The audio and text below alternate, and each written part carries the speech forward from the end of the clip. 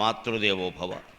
తల్లి తండ్రియులేక అల్లాడిపోయడి చిన్నారులకు సేవ చేయువారు, పెద్దవారల తెచ్చి వృద్ధాశ్రమము బట్టి సిద్ధి పొందగా సేవ చేయువారు, పరమ పూజ్యుల తెచ్చి పాద పూజలు చేసి సిరుల సంగియు సేవ చేయువారు, వికలాంగులకునేమి సకలాంగులకునైన చేతి చమురు సేవ చేయువారు, కలరు దేశాననెందరో కాని కన్న తల్లి పాదముల యొద్ద కూర్చొని పావుగంట సేవ చేసెడివారేరీ. కన్న తల్లి పాదముల యొద్ద కూర్చొని పావుగంట సేవ చేసెడివారేరీ. చేతులెత్తుడు అట్టివారలకే నిప్పుడంజలింతో, అట్టివారలకే నిప్పుడంజలింతో.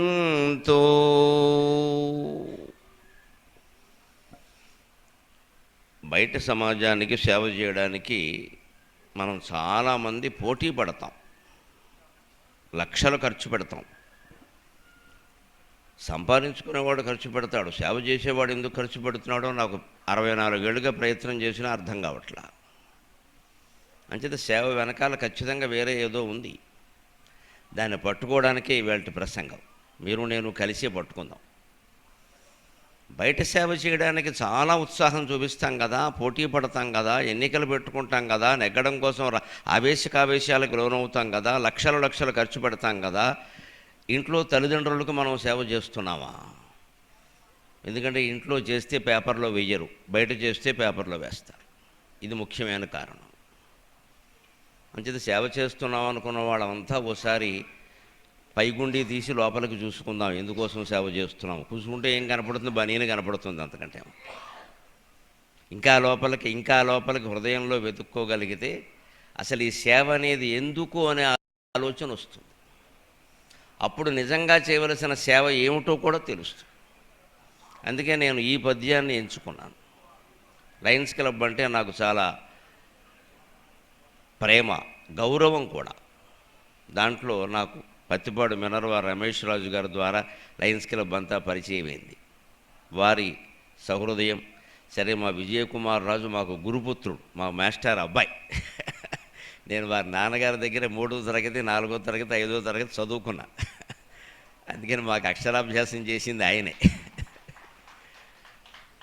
అందుకని నాకు ఈయన చూస్తే నేను ఇంకా నమస్కారం చేస్తే బాగుండదు, కానీ ఆయన చేసినట్టే అనిపిస్తుంది, నాకు ఆయనకి అనిపించినట్టే అనిపిస్తుంది.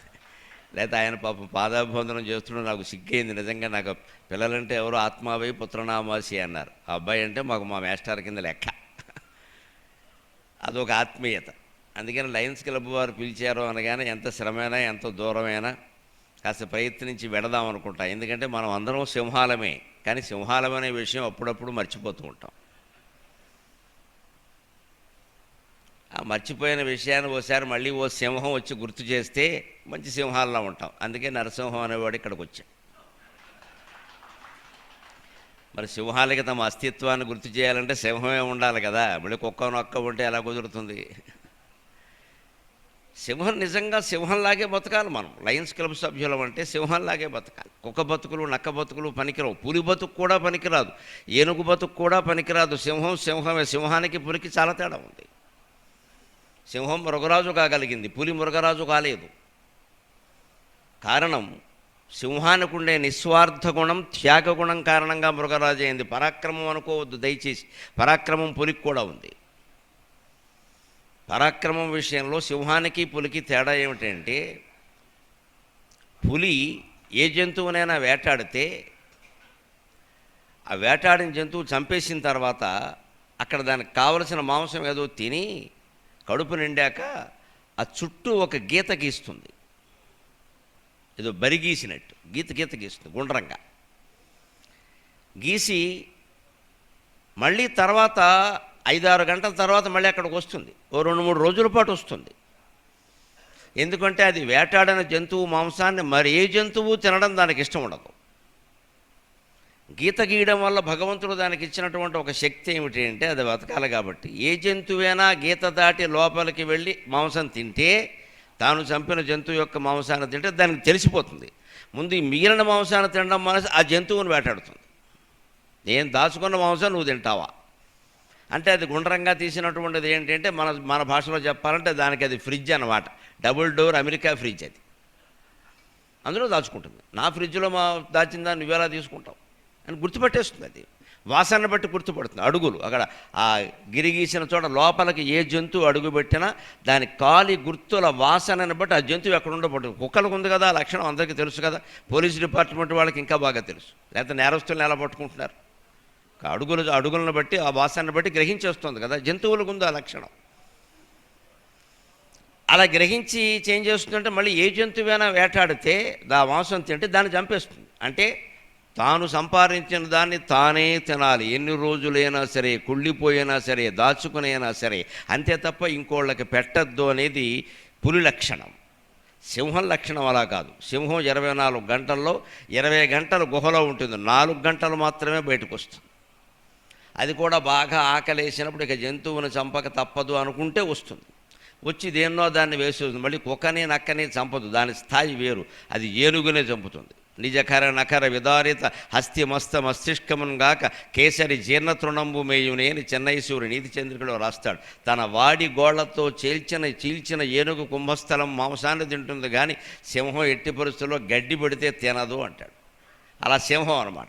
అది చంపడంతో పాటు ఏం చేస్తున్నా దానికి కావలసిన 100 గ్రాములో 1/4 కేజీ మాంసమో తీసుకుని మిగిలిన ఏనుగుని అక్కడ వదిలేసి వెళ్ళిపోతుంది. ఎందుకంటే అడవిలో జంతువులు కూడా బతకాలి కదా, అవన్నీ నాకు మళ్ళీ వేటాడలేవు కదా, వాటికి ఏదో దొరకాలి కదా అని. అలాగ మనం సంపాదించిన దాంట్లో మనకు కావలసింది ఉంచుకుని మిగిలింది సమాజానికి ధారపోసేవాడు లయన్స్ క్లబ్ సభ్యుడు. ఇప్పుడు ఆ సంఘానికి మనం అధ్యక్షులుగా ఎన్నికవుతున్నామంటే ఎలా ఉండాలో, ఎంత త్యాగం చేయాలో ఆలోచించండి. సింహంలాగే బతకాలి, ఇంకోలా బతికితే కుదరదు. ఎందుకంటే సింహం మృగరాజు అయింది, పులి మృగరాజు కాలేకపోయింది. పరాక్రమం ఒక్కటే కానీ త్యాగం కారణంగా సింహం రాజు అయింది. స్వార్థం కారణంగా పులి వెనకాల ఉండిపోయింది. ఎంత లావు శరీరం ఉన్నా సరే ఏనుగు మందబుద్ధి కారణంగా రాజు కాలేకపోయింది. ఏనుగు శరీరం పెద్దదే, బుద్ధి మందగిస్తుంది. ఈ లక్షణాలు ఉన్నాయి కాబట్టి సింహసంఘం సభ్యులమైన మనం అందరం జాగ్రత్తగా ఉండవలసింది ఏంటంటే మనం త్యాగం చేస్తున్నామా, స్వార్థం కోసం పాల్పడుతున్నామా. అందుకే నేను పద్యంలో తల్లి తండ్రి లేని అనాథలకు సేవ చేసేవాళ్ళు ఉన్నారు, అనాథ శరణాలయాలు చేస్తారు. సరే, పరమ పూజ్యులైనటువంటి పీఠాధిపతులను తీసుకొచ్చి వాళ్ళకి పీఠాలకి లక్షలు ఇచ్చేవాళ్ళు చాలామంది ఉన్నారు. హిందూ ధర్మం అని. సరే, వికలాంగులేమిటి, సకలాంగులకు కూడా చేతి చమురు సేవ చేసేవాళ్ళు ఉన్నారు అన్నారు. చేతి చమురు సేవ అంటే ఈ కాలంలో చెప్పాలి, పూర్వం అయితే అక్కల్లా అంటే సొంత డబ్బులు ఖర్చు పెట్టుకోవడం చేతి చమురు అంటే అది. ఎందుకంటే పూర్వం హరికథలు, తోలుబొమ్మలాటలు, బుర్రకథలు లాంటివి పెడితే ఎవరు డబ్బు ప్రత్యేకం ఇచ్చేవారు కదా. ఎవరిస్తారు, ఎవరికో చూడడమే ఎక్కువ అనుకునేవారు. అందుకని వాళ్ళు ఏం చేసేవారంటే ఆ హరికథ అయిపోవడం ఇంకో 10 నిమిషాల్లో అయిపోతుందనగా హారతి పళ్ళం జనంలో తిప్పేవాళ్ళు. అందులో ఏవో నాణ్యాలు వేసేవారు. ఆ నాణ్యాలు వేస్తూ ఉంటే ఒక్కోసారి ఆ నాణ్యాలు ఎన్ని వచ్చాయంటే ఈ నూనె దీపం వెలిగించేవారు ఒట్టిపళ్ళని తిప్పితే బిచ్చగాడు అడుక్కున్నట్టుగా ఉంటుంది. అందుకని ఏదో దేవుడికి హారతి అన్నట్టుగా పెట్టి కాస్త నాణ్యాలు వేయడానికి కూడా చోటు ఎట్టి పెట్టేవారు. అందులో ఏదో టక చప్పుడు అయ్యేవి, ఏవో నాణ్యాలు వచ్చేవి. ఓసారి ఎన్ని నాణ్యాలు సేకరించబడ్డాయి అంటే ఆ నూనె ఖర్చు కూడా అందులో రాలేదుట, అది విషయం. అందుకని చేయిచ్చమరు వదిలింది అన్నాడు. ఆ మొత్తం తోలుబొమ్మలట హరికథ ఉండే పెద్ద ఆయన ఉంటాడు కదా, ఆయన అడిగాడు కొడుకునో మనవన్నో, ఒరే అబ్బాయి ఎంత వచ్చిందని అంటే ఏం వచ్చింది నాన్న, చేతిసం వదిలింది అన్నాడు. మనం నూనె పెట్టాం కదా, నూనె ఖర్చైనా రావాలి కదా, అది కూడా రాలేదు, ఈ ఊళ్ళో మరీ పిసిన కొట్టుల్లో ఉన్నారు అని.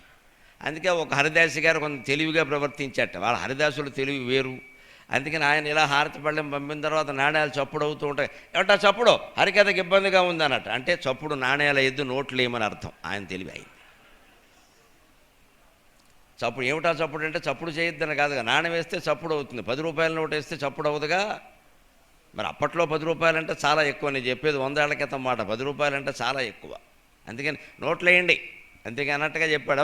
మొత్తం అవి వేయడం మానేశారు. చప్పుడు ఏమిటది కన్నా, చప్పుడు ఏంటిది నా ఉద్దేశం ఏదయ్యా, చప్పుడు చేయకుండా వేయాలంటే కరెన్సీ వేయాలి కానీ నా కాని బిళ్ళలు వేస్తే అలాగయ్యా అన్నట్టు.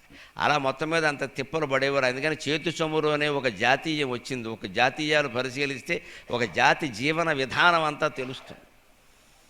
ఇలా అనేక రకాల చేసేవాళ్ళు ఉన్నారు. కానీ ఇంట్లో మనం కన్న తల్లి పాదముల యుద్ధ కూర్చొని పావు గంట సేవ చేసేది వారేరి. చేతులెత్తుడు అన్నాను చాలా ధైర్యంగా.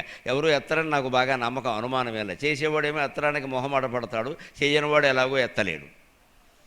కానీ అది చాలా ముఖ్యం. మనం ఏ వయస్సులో ఉన్నా ఇంట్లో పెద్దవాళ్ళు ఉన్నారు అంటే ఉన్నారు కాదు, ఉంచేలా పెట్టుకోవాలి. వాళ్ళని ఎక్కడో పెట్టేసి వృద్ధాశ్రమంలో పెట్టి మనం లయన్స్ క్లబ్ మెంబర్లమై దేశానికి సేవ చేస్తామంటే కుదరదు. అక్కడ ఇంట్లో వాళ్ళకి చేయనప్పుడు దేశానికి ఎందుకు సేవ పనిలేక?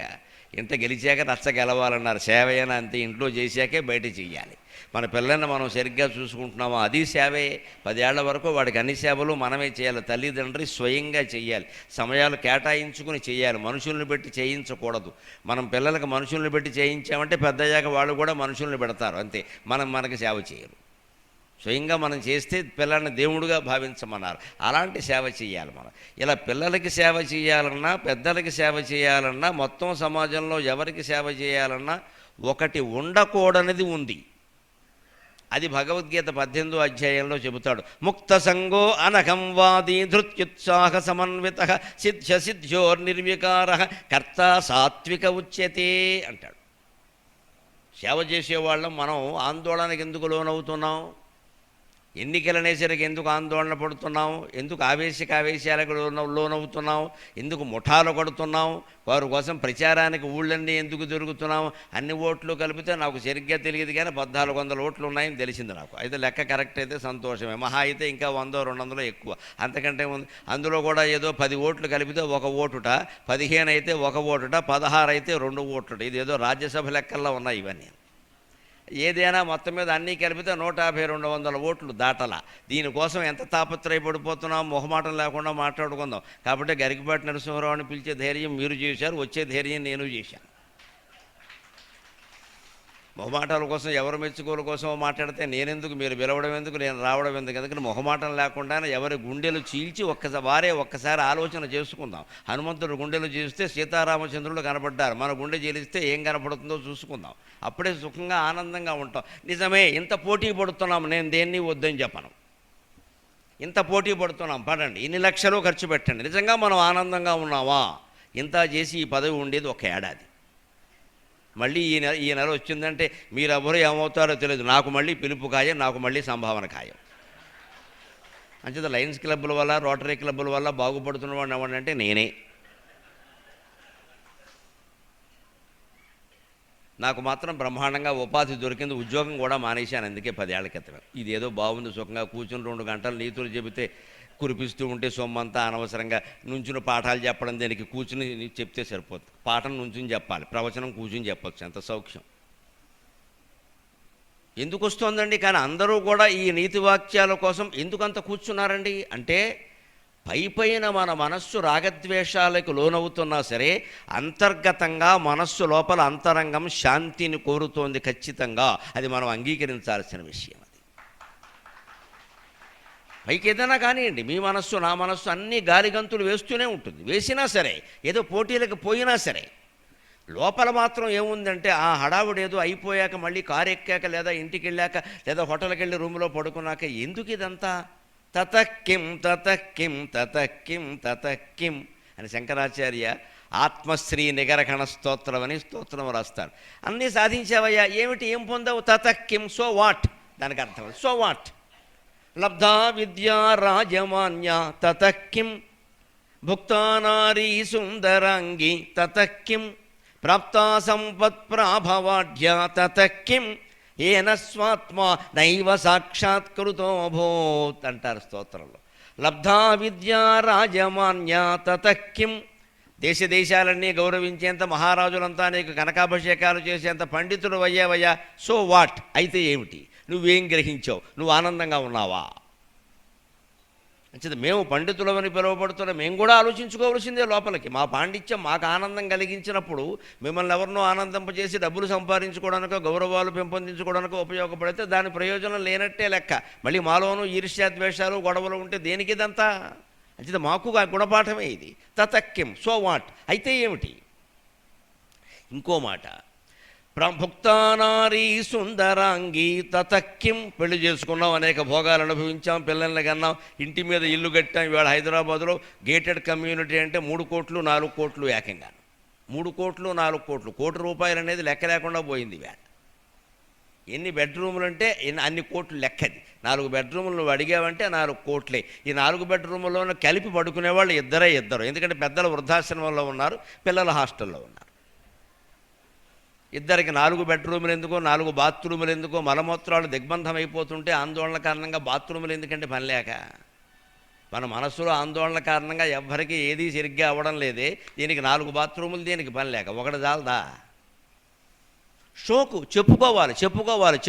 మనం అనుభవిస్తున్నది తక్కువ, చెప్పుకోవడం కోసం చూస్తున్నది ఎక్కువ. అందుకోసం మనం పోటీలు పడుతున్నాం. లోపలికి ఆలోచించుకుంటే తెలుస్తుంది. మనస్సు పై పొరల్లో గాలివాటం ఆలోచనలకి ప్రాధాన్యం ఇచ్చామంటే అంతరంగంలో శాంతి అనేది ఉండదు.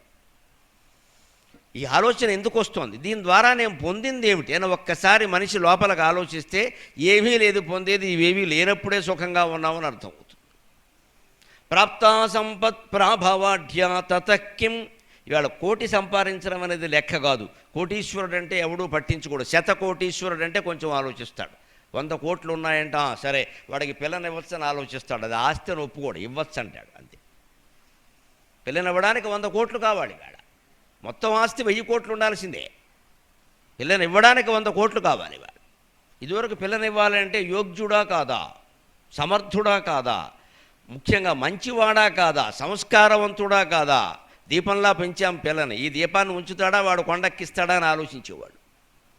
ఆడపిల్లని మగపిల్లాడు చేతుల్లో పెడుతూ 100 జాగ్రత్తలు చెప్పేవాళ్ళు. జాగ్రత్తగా పెంచాం, గారాబంగా పెంచాం, కాస్త చూసుకోండి అమ్మా, ఏమైనా తప్పు చేసినా మీ కడుపులో పెట్టుకోండి అమ్మా అని ఏదో అనేవారు. ఇప్పుడు అలా అలాల్సిన అవసరమే లేదు. హాయిగా అమ్మాయిని పంపిస్తూనే శుభ్రంగా ఏం చెబుతున్నారు అంటే, నచ్చకపోతే వచ్చేవే చూసుకుందాం అంతే, గొడవ లేదు. నచ్చకపోతే వచ్చేయమని వీళ్ళే చెబుతుంటే కాపురాలు వాళ్ళు ఎందుకు చేస్తారు? అప్పగింతలు అంటే అదే. ఇప్పుడు అప్పగింతలు ఎవరంటే వీడియో వాడి కోసం, మనకేం లేదు ఇక్కడ. అదో సీను, అదేదో అది రికార్డు చేయాలి, తర్వాత మళ్ళీ చూసుకుంటూ ఉండాలి అంతే.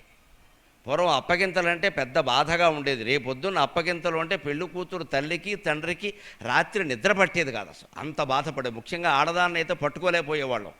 మొగాడు పాపం పైకి చెప్పలేడు, లోపల ఆయన బాధ అది. ఆడది పైకి ఏడుస్తుంది, మొగాడు లోపల ఏడుస్తాడు. పైకి చెప్పలేడు, ఎందుకంటే ఆయన ఏమంటే నేనే పైకి ఏడిస్తే నా భార్య ఏమైపోతుంది. కానీ ఆయనకి బాధే లోపల. ఎందుకంటే ముఖ్యంగా ఆడపిల్ల అత్తారింటికి ఎడుతుంటే ఇంకా తల్లేనా కొంత తట్టుకోగలదేమో, కానీ తండ్రి అసలు తట్టుకోలేడు.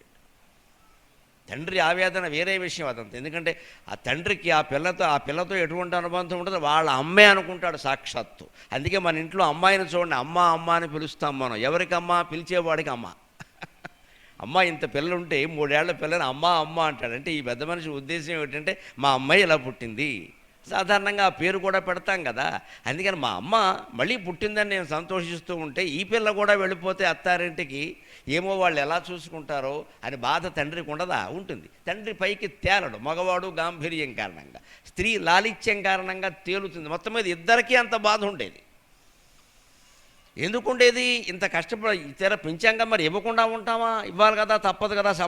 సంప్రదాయమే. ఆడపిల్ల అంటే ఆడపిల్లే, ఏడపిల్ల కాదు, ఎప్పుడు ఆడుండవలసిందే. అందుకే అక్కడ పెద్ద గోత్రం కూడా మారిపోయింది, అన్నీ మారిపోయి ఇవ్వాల్సిందే.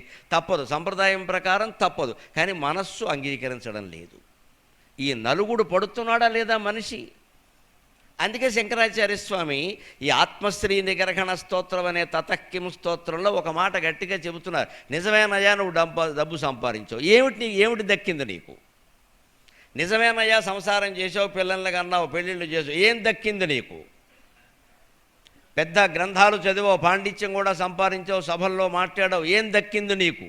మరి ఏం చేస్తే దక్కుతుందండి అంటే, ఏన స్వాత్మానైవ సాక్షాత్కృతోభూత్. ఆత్మసాక్షాత్కారం పొందావా?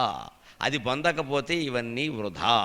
ఆత్మసాక్షాత్కారం పొందడం అంటే ఒక్కళ్ళమే ఏకాంతంగా కూర్చుని కళ్ళు మూసుకుని నేనెవరని ఆలోచించేయాలి. ఆ నేనుకి పేరు లేదు, మగతనం లేదు, ఆడతనం లేదు, ఏ కులము లేదు, మతం లేదు, ప్రాంతం లేదు, జాతి లేదు, ఏమీ లేదు.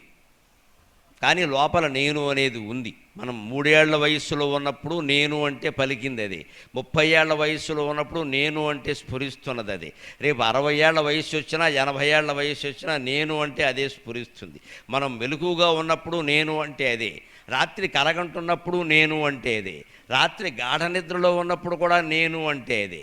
3 అవస్థలతో 3 కాలాలతో అన్ని వయస్సులతో దేంతోనూ సంబంధం లేకుండా శాశ్వతంగా ఉండేది నేను.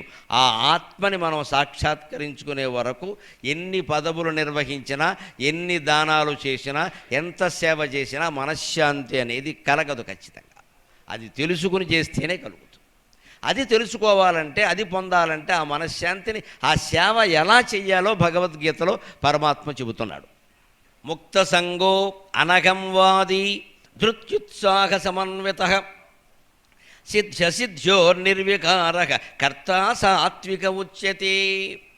ముందు ముక్త సంగ, చేస్తున్నటువంటి దానంతో కానీ సేవతో కానీ సాంగత్యాన్ని విడిచిపెట్టాలి. No attachment. అందరికీ అర్థం కావాలంటే అది. దాని మీద శ్రద్ధ చూపించద్దని కాదు, చేసే దానం శ్రద్ధగానే చెయ్యాలి, సేవ శ్రద్ధగానే చెయ్యాలి. దాంతో అటాచ్మెంట్ వదిలేసుకోవాలి. దాని ఫలితం ఏమైందని ఆలోచించద్దు. ఇంకా అది ఎవరికి దక్కింది, ఇంత సేవ చేశాను, నన్ను ఎప్పుడూ ప్రెసిడెంట్ చేయలేదు, అస్తమానం వాళ్ళనే చేస్తున్నారు, ఆ క్యాస్ట్ వాళ్ళనే చేస్తున్నారు, ఆ ఊరు వాళ్ళనే చేస్తున్నారు, ఆ సంఘం వాళ్ళనే చేస్తున్నారు అనేది కాకుండా ఎవరైనా సేవ చేయడం కోసమే అయినప్పుడు వారే ఉంటే నష్టమే ఉంది. ఇక్కడ మళ్ళీ మనం ఎందుకు ఎక్కాలి అందులోకి, ఈ గొడవల కోసం? అంటే మనం సేవ ద్వారా ఖచ్చితంగా ఏదో ఆశిస్తున్నాం. మనం ముక్త సంగ అంటే అదే, అది ఆశించవద్దు. No attachment. సేవ చేయడంలోనే ఆనందం ఉంటుంది. ఒక ఉపాధ్యాయుడిగా నేను నా అనుభవం మీద చెబుతున్నా, మీలో కూడా ఉపాధ్యాయ రంగంలో ఉన్న వాళ్ళకి బాగా అర్థం అవుతుంది. మా మేస్టారు కొడుకు ఎదురుగా ఉండగా నాకు చెప్పడం ఆనందంగా ఉంది. మా సత్యనారాయణరాజు గారు మాకు పాఠాలు చెప్పేటప్పుడు ఏం చేసేవారు తెలుసా? విజయ్ కుమార్ గారి తండ్రి. అప్పటి సంప్రదాయం పద్ధతులు, అందరూ ఉపాధ్యాయులు అలాగే ఉండేవారు, ఆయన ఇంకొంచెం ఎక్కువ. ఆయన బడికెడుతూ మా అందరిళ్ళకి వచ్చి మమ్మల్ని పిలుచుకుని వెళ్ళేవారు, ఏదో ఆయాలాగా. వాళ్ళ ఇంటి నుంచి ఆయన బయలుదేరుతూ మా ఇళ్ళకి వచ్చి మమ్మల్ని, రే గరికపేట రారా, ఏం చేస్తున్నారు ఇక్కడ అనేవారు. ఇలా ఆ భాష అంతే, పశ్చిమ గోదావరి కదా. రారా, మేమేదో బడెకి కొట్టేద్దామనే ఆలోచనలో మేము ఉండేవాళ్ళం. ఇప్పట్లాగే ఏమన్నా సహస్రావధానమా ఏమన్నా ఏం తెలుసు అడుగు, కుజా ఇక్కడేం చేస్తున్నా దవా తిట్టి రాసుకెళ్ళిపోయేవారు. ఇప్పుడు ఆయన లాక్కెళ్ళకపోతే ఏముంది, ఆయన గవర్నమెంట్ ఉపాధ్యాయుడు అంటే ఉన్న వాళ్ళకి పాఠం చెప్పచ్చు. పైగా చెప్పడానికి ఇద్దరే ఉండేవారు, ఆయన మరినరాజు గారిని ఇంకొక ఆయన ఉండేవారు. ఆయన ఇద్దరే ఉండేవారు. ఇద్దరు 5 తరగతుల పిల్లలకి చెప్పాలి. ఒక్కో దాంట్లో 30 మంది ఉండేవారు. 150 మందికి ఇద్దరే పాఠాలు చెప్పేవారు. 150 మందికి. ఏ రోజు ఇద్దరు మాస్టర్లో ఏ ఒక్కరూ సెలవు పెట్టడం మేము చూడాల, ఆదివారం సెలవు తప్పితే. ఇదే ముక్త సంగ. పోనీ ఇవాళ ఇంత చదువు చెప్పినటువంటి సత్యనారాయణరాజు గారు కానీ, మా మరినరాజు గారు కానీ ఎవరైనా ఇప్పటికి మళ్ళీ ఎప్పుడైనా కనపడితే ఊరికే బాగున్నావా అని అనడం తప్పితే ఎరా మమ్మల్ని మర్చిపోయావని కూడా అనలేదు. ఎప్పుడు కూడా గుర్తుపెట్టుకోవాలని కూడా ఆశించలేదు. వారు ఏమనుకున్నారు అంటే, చదువు చెప్పడం మన బాధ్యత, ఆ చెప్పడంలోనే మనకు ఆనందం ఉంది. అందుకే ఉపాధ్యాయ వృత్తిలో నాతో సహా అందరూ పొందే ఆనందం ఏమిటంటే, మాకు ₹1,00,000 జీతం ఇచ్చినప్పుడు కూడా కలిగిన ఆనందం, మేము పాఠం చెప్పి వెళ్ళిపోతుంటే పిల్లల మొహంలో మాకు ఈ పాఠం అర్థమైంది అని ఆనందం కనపడినప్పుడు మాకు ఆనందం కలిగింది ఖచ్చితంగా. ఏ వృత్తి అయినా అంతే. నేను చేస్తున్న వృత్తి కాబట్టి నేను చెప్పా. మీరు చేస్తున్న ఏ వృత్తి అయినా, మీలో వైద్యులు ఉండొచ్చు, న్యాయవాదులు ఉండొచ్చు, రకరకాల వృత్తుల వాళ్ళు ఉండొచ్చు. వైద్యంలో ఉండేవారు ఒక్కసారి ఆలోచించండి. ఏదో వసూలు చేస్తాం, మనం పరీక్షలు చేస్తాం, పెద్ద పెద్ద ఆసుపత్రులు కట్టాం, డబ్బు వసూలు చేయక తప్పదు కదా, చేస్తాం. ఆ చేసినప్పుడల్లా ఏమనిపిస్తుందంటే, ఎంత వసూలు చేసినా సరిపోయింది అనిపించదు, ఇంకా బోర్డు ఖర్చు పెట్టాం ఎక్కడ అనిపిస్తుంది. కానీ ఆ శస్త్రచికిత్స జరిగిన తర్వాత 2 రోజులకో 3 రోజులకో వారం రోజులకో తిరిగి ఆ వ్యక్తి మన దగ్గరికి వచ్చి లేదా మనం కనపడితే, అయ్యా నువ్వు డాక్టరు కాదయ్యా, దేవుడు అయ్యా, నాకు ప్రాణం పోసేవయ్యా అన్నప్పుడు కలిగిన ఆనందం డాక్టర్ ఎవరికైనా కోట్లు సంపాదించినప్పుడు కలిగిందా? ఒక్కసారి ఎంత ఉత్సాహం వస్తుందండి ఆ వైద్యుడికి. ఇంకా గట్టిగా చేద్దాం, ఇంకా గట్టిగా చేద్దాం, కాస్త పేదవాళ్ళకి తక్కువగా చేద్దాం, ఉన్నవాడి దగ్గర పుచ్చుకుందాం, పోనీను పేదవాడికి తక్కువగా చేద్దాం, మధ్య తరగతి వాడికి మామూలుగా చేద్దాం, ఎందుకంటే ఈ ఆనందం కావాలి కదా నాకు. శాశ్వతమైన ఆనందం హృదయానికి అందాలి అంటే త్యాగంలో అందుతుంది తప్ప భోగంలో అందదండి. అది మనం గుర్తుపెట్టుకోవాలి బాగా. అందుకే ముక్త సంగ.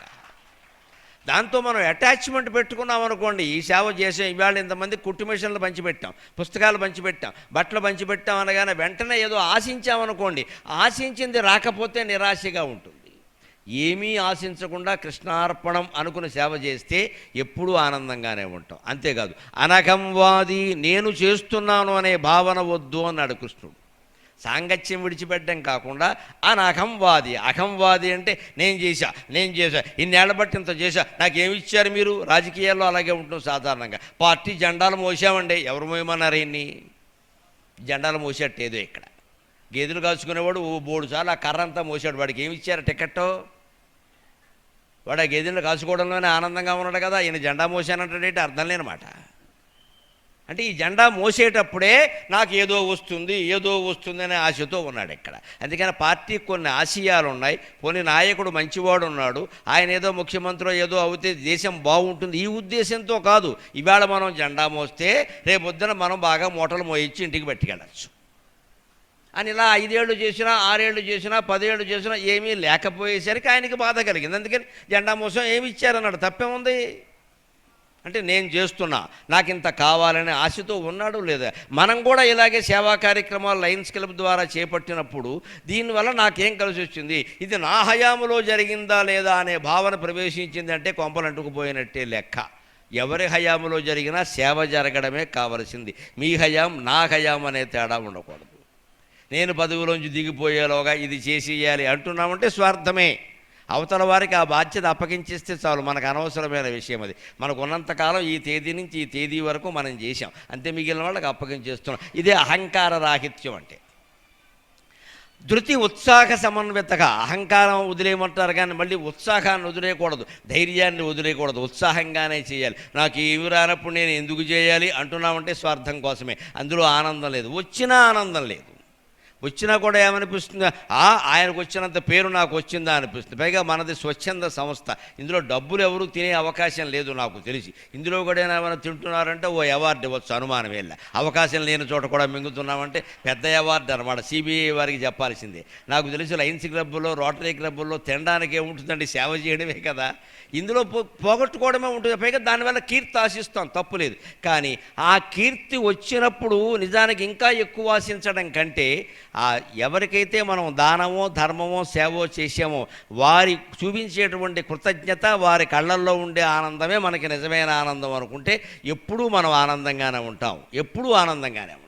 మన ద్వారా జరిగినా ఎవరి ద్వారా జరిగినా ఆనందంగానే ఉంటాం. అందుకే ధృతి ఉత్సాహ సమన్వితగా, ఇందులో ధైర్యము ఉత్సాహము రెండూ వదిలిపెట్టద్దు. అవి పడితే మనం చేయలేము ఎక్కడ. అంతేకాదు సిద్ధ్యోర్ నిర్వికారక, ఎప్పుడూ చాలామందికి ఇవాళ ధనవంతులు చాలామందికి సేవ చేసే వాళ్ళకు కూడా, స్వచ్ఛంద సంస్థల్లో ఉన్న వాళ్ళకు కూడా బీపీలు, షుగర్లు, గుండెపోట్లు, అనేక రకాల పోట్లు ఎందుకు వస్తున్నాయి అంటే సిద్ధి అసిద్ధి రెండింటితో మనకి అటాచ్మెంట్ ఉంది. అయి తీరాలి. నేను చేపట్టాక అవ్వకపోతే ఎలాగా.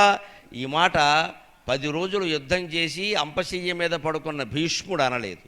నేను యుద్ధం చేశాక గెలవకపోతే ఎలాగా అనలేదు. పాండవులకి కౌరవులకి విద్యాభ్యాసం చేసి 5 రోజుల పాటు సేనాధిపత్యం వహించిన ద్రోణాచార్యులు అనలేదు. అంతకంటే మనం ఏం గొప్పవాళ్ళం కాదు, వాళ్ళు మామూలుగానే యుద్ధం చేశారు. అఖిలాండ కోటి బ్రహ్మాండ నాయకుడైన శ్రీకృష్ణుడు సారథిగా ఉండి గుర్రాలు నడిపాడు కానీ ఇది జరిగి తీరాలి అని ఎప్పుడూ శాసించలేదు. అంతేకాదు మీరు భారతాన్ని గమనించండి, ఒక విశేషం అర్థమవుతుంది. మనం ఏదైనా పని చేస్తే అది ఫలించాలి, అయి తీరాలి, నేను చేశానంటే అది అవ్వాల్సిందే అని ఒకడు అంటూ ఉంటాడు. నేను పట్టిందల్లా బంగారం అంటాడు. వాడు పట్టిందల్లా బంగారమే, పొరపాటున బంగారం పట్టుకుంటే అది మట్టి అయిపోతుంది. పట్టింది అల్లా బంగారం అవడేమో మనకు తెలియదు కానీ వీడు బంగారం పట్టుకుంటే మాత్రం మట్టి అయిపోతుంది ఖచ్చితంగా. అందుకని ప్రతి వస్తువు బంగారంగా మారే అలవాటు ఉన్నప్పుడు బంగారమే పట్టుకుంటే అది మళ్ళీ ఇనువైపోతుంది, అనుమానం వెళ్ళ. ఈ అహంకారాలే వదులుకోవాలి. ఎందుకంటే అహంకారంతో అయితే కృష్ణ పరమాత్మ స్వయంగా వెళ్ళి రాయబారం చేశాడు. జెండాపై కపిరాజు అలుగుట ఏరుంగని సంతోషంబున సంధిసేయుదురే చెల్లియో చెల్లకో అని మొత్తం 5 కృష్ణులు వేసి 3 టీలు దాగి పద్యాలు పాడారు. రాయబారం విఫలమైందా లేదా? మరి కృష్ణ పరమాత్మ కోపం రాలేదే. నేను స్వయంగా 16,000 మందికి భర్తని, అవతార పురుషుణ్ణి, శ్రీ మహావిష్ణువు స్వరూపాన్ని, దుర్యోధన నేను చెబితే వినవా అని తన్ను దానలేదే. ఆయన రాయబారం విఫలమవగా ఆయన్ని బంధించే ప్రయత్నం చేశారు. అక్కడ దుర్యోధనుడు కర్ణుడు కలిసి తాడుగట్టి బంధించే ప్రయత్నం చేశారు. గోపికలకు దొరకని పెద్ద మనిషి, తల్లి యశోదకు దొరకని పెద్ద మనిషి వీళ్ళకి దొరుకుతాడా? అక్కడ నాటకం ఆడాడు ఆయన. ఒక్కని చేసి నన్నిచ్చట ఉక్కడగింపదలంచినారే చక్కని ఊహ పుట్టే అనుజన్ములతో నరుదెమ్ము పార్థివా. రావయ్యా, నీ 100 మందిని తీసుకుని రావయ్యా, ఏమాత్రం బంధిస్తావో చూద్దామని ఒక్కసారి అనేక బాహూదర వక్త్రనేత్రం పశ్యామి త్వాం సర్వతోనంతరూపం నాంతం నమధ్యం న పునస్తవాదిం పశ్యామి విశ్వేశ్వర విశ్వరూప అని విశ్వరూపాన్ని చూపించాడు. మొత్తం పరారయ్యారు అక్కడి నుంచి. మరి నేను వెళ్ళిన రాయబారం విఫలమైందని కృష్ణుడు బాధపడలేదే. అంతేకాదు, ఆ ఒక్క రాయబారమే కాదు, అది తెలిసిన రాయబారం.